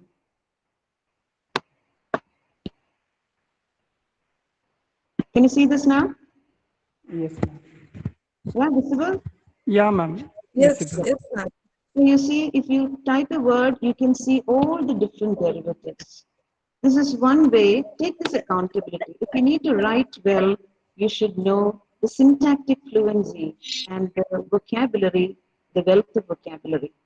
Without that, writing might be a bit challenging, but writing is a beautiful art. So I think with that I can wind up. Thank you, Babu sir, for giving me this opportunity. And thank you all the audience and the college authorities for patiently bearing with all those connectivity glitches. I hope I have added something to your repertoire of reading and writing. Thank you all once again. Okay, thank you. Welcome, ma'am. Thank you,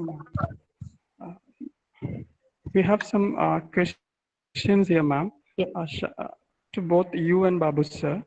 I hope either of you will answer the question, right?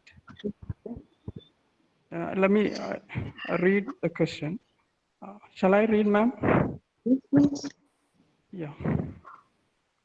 The first question is from Mr. Sampuna. He's asking, is a tense important in forming a sentence? I repeat, is tense important in forming a sentence? I hope I'm audible. Yeah. Yes, sir. I'm sure Vinita can take that one about whether tense is important. Vinita, are you audible? Am I audible, Jawahar? Yeah, you are audible.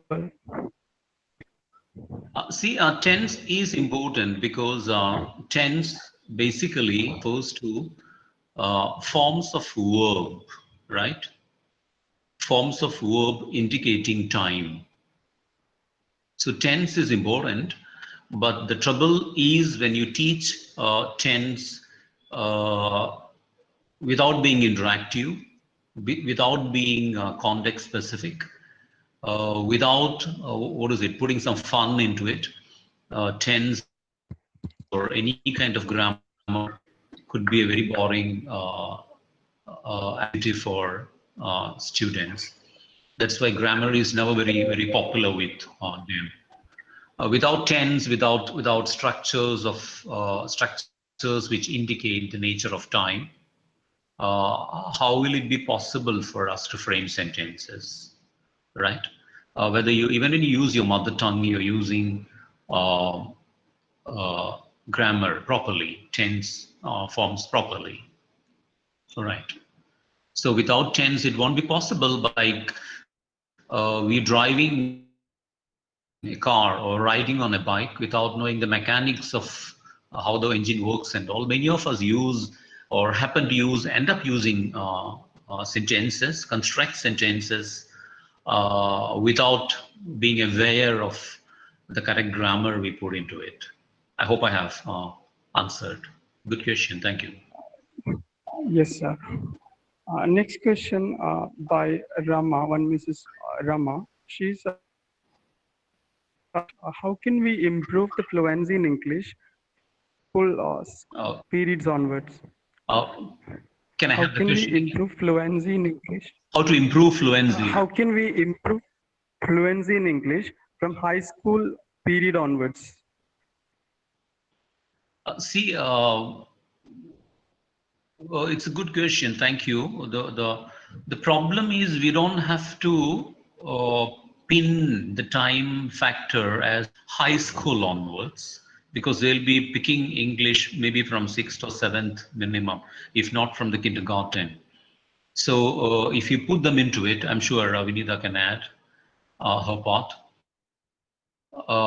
If you gradually expose them into English language from the little classes onwards, talking, starting with verbs and moving to phrases and clauses and sentences gradually, submerging them in an environment of quality English, they would pick it up slowly, all right? And let us not define fluency based on the speed with which we can communicate something. As I said earlier, we should be able to communicate reasonable pace without unnatural pauses, something which conveys clearly what we intend to convey, something which is understandable for the person who is listening to it.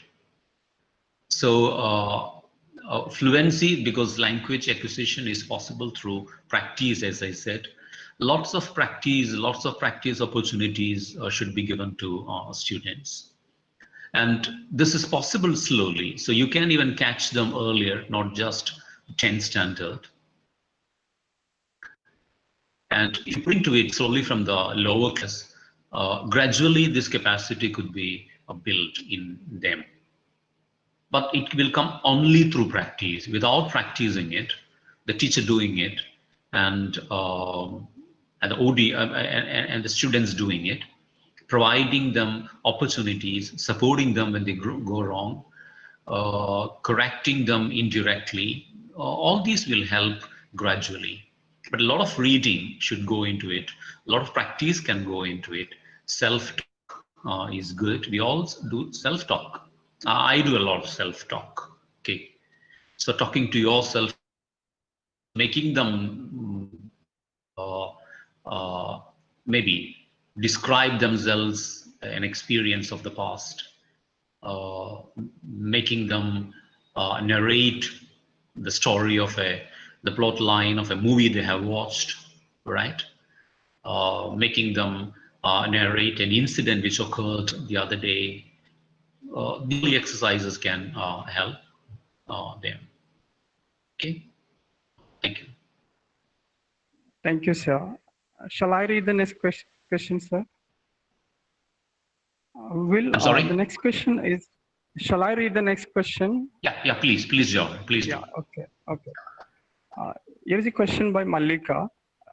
She asked, will teaching our students phonetics at an young age help them to get a better understanding of language? Will it be better to include in their syllabus? I repeat, will teaching our students phonetics at an young age help them to get a better understanding of language? Will it be better to include in their syllabus? Is Vinida around? I think she can also answer it. Vinida, are you there? Yeah, I'm here. Am I audible? Yeah. You're audible. Why don't you take that question? Even though the answer is obvious. The question is about will it be helpful to include teaching phonetics at the younger levels? Should it be included in the syllabus?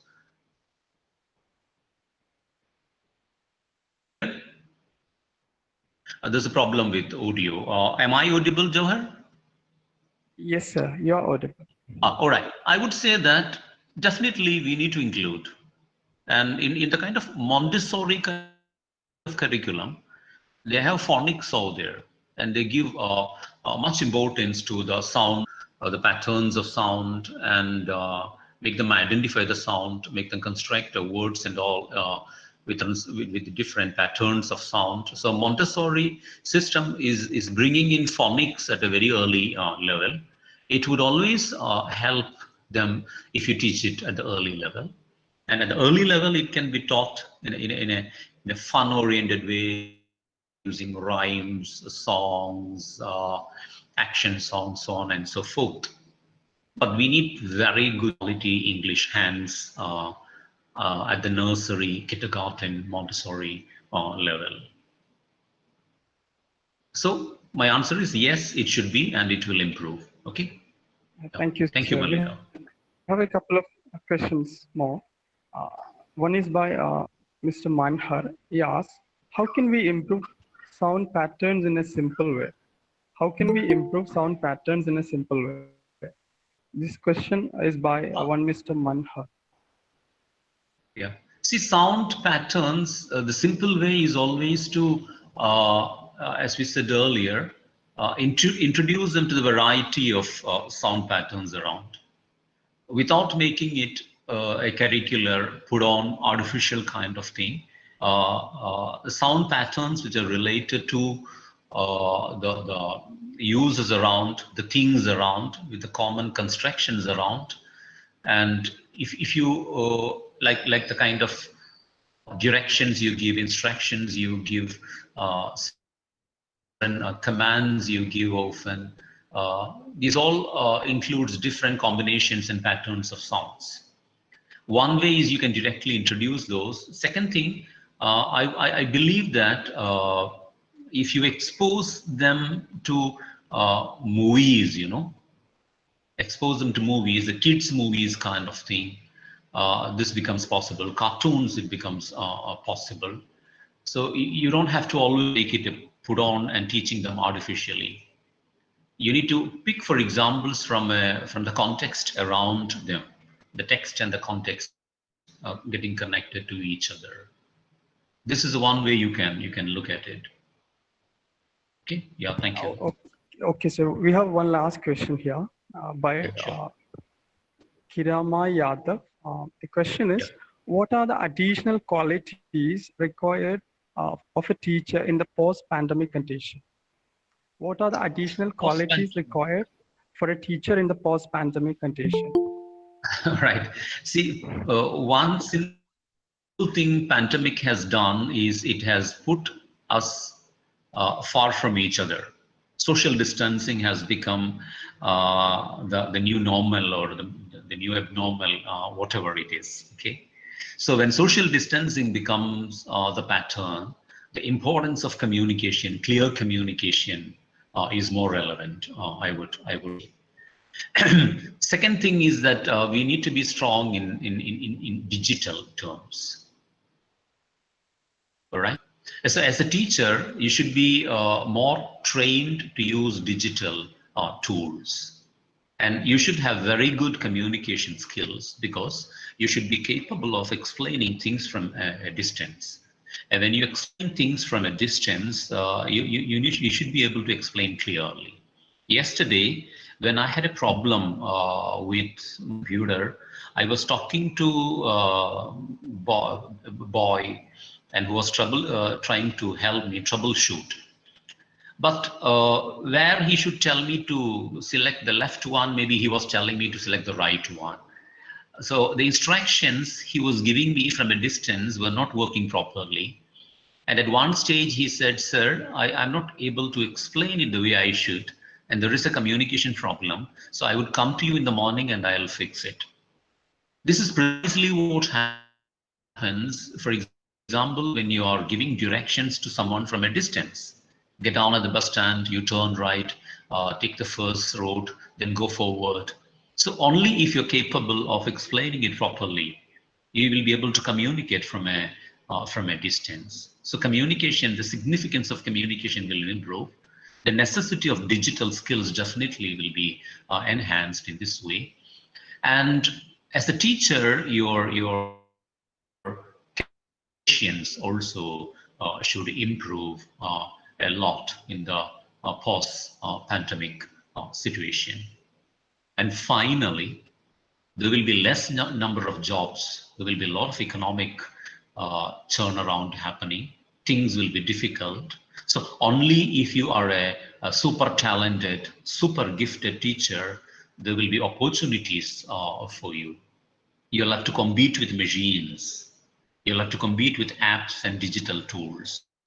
So your human superiority should be made evident in the way you perform as a faculty member. These are certain things which immediately come to my mind. I hope I have answered that question. All right. Thank you.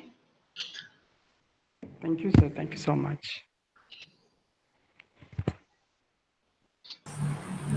Now I invite Mr. Johar Sadat, Assistant Professor, Department of English, to deliver the vote of thanks. Sir, you may please. I think I'm audible. Yeah. Yes. Yes, sir. Thank you, sir.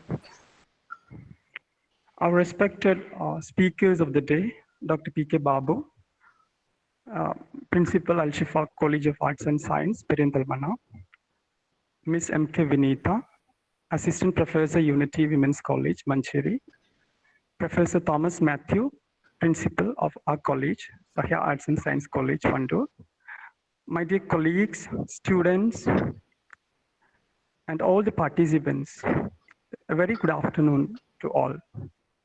I am extremely delighted, rather privileged to express the gratitude to many who made this webinar successful. First, let me thank Dr. P.K. Babu, one of the resource persons of the day, whose magnificent words showed new possibilities of language teaching,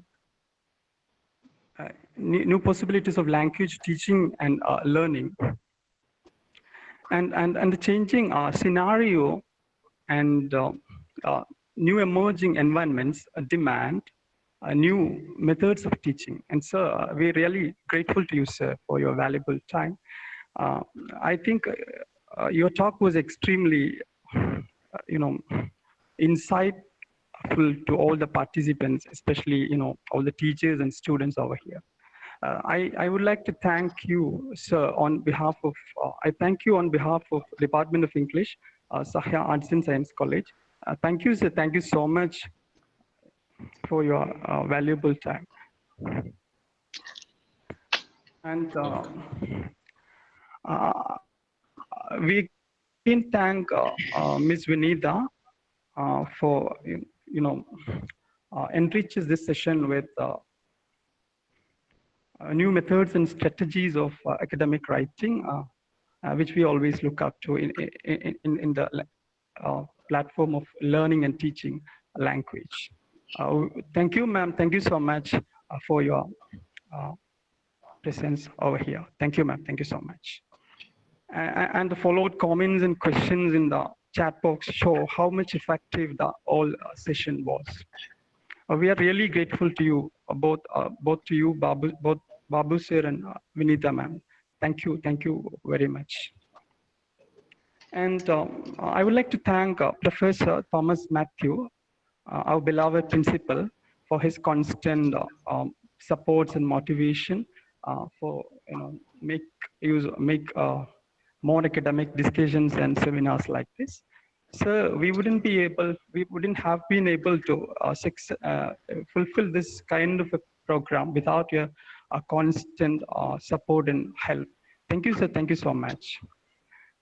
And of course, this webinar is the result of the hard works of my dear colleagues, especially head of the department, Mr. Abdul Majid, who always extended his hand to we all and he took the webinar seriously and worked hard. Thank you, sir. Thank you so much for your constant, support and efforts. Thank you, sir. Thank you so much. And I would like to thank each one of my colleagues, students, and at last, finally, I would like to thank all the participants across the country, and of course, from outside the country, for actively participating and putting your questions and make this webinar a successful one. Thank you, one and all. Thank you so much. Yeah, thank you. Thank you, sir. Thank you all. Thank you very much for the opportunity as well. Thank you, ma'am. Thank you so much. We're so grateful. Bye.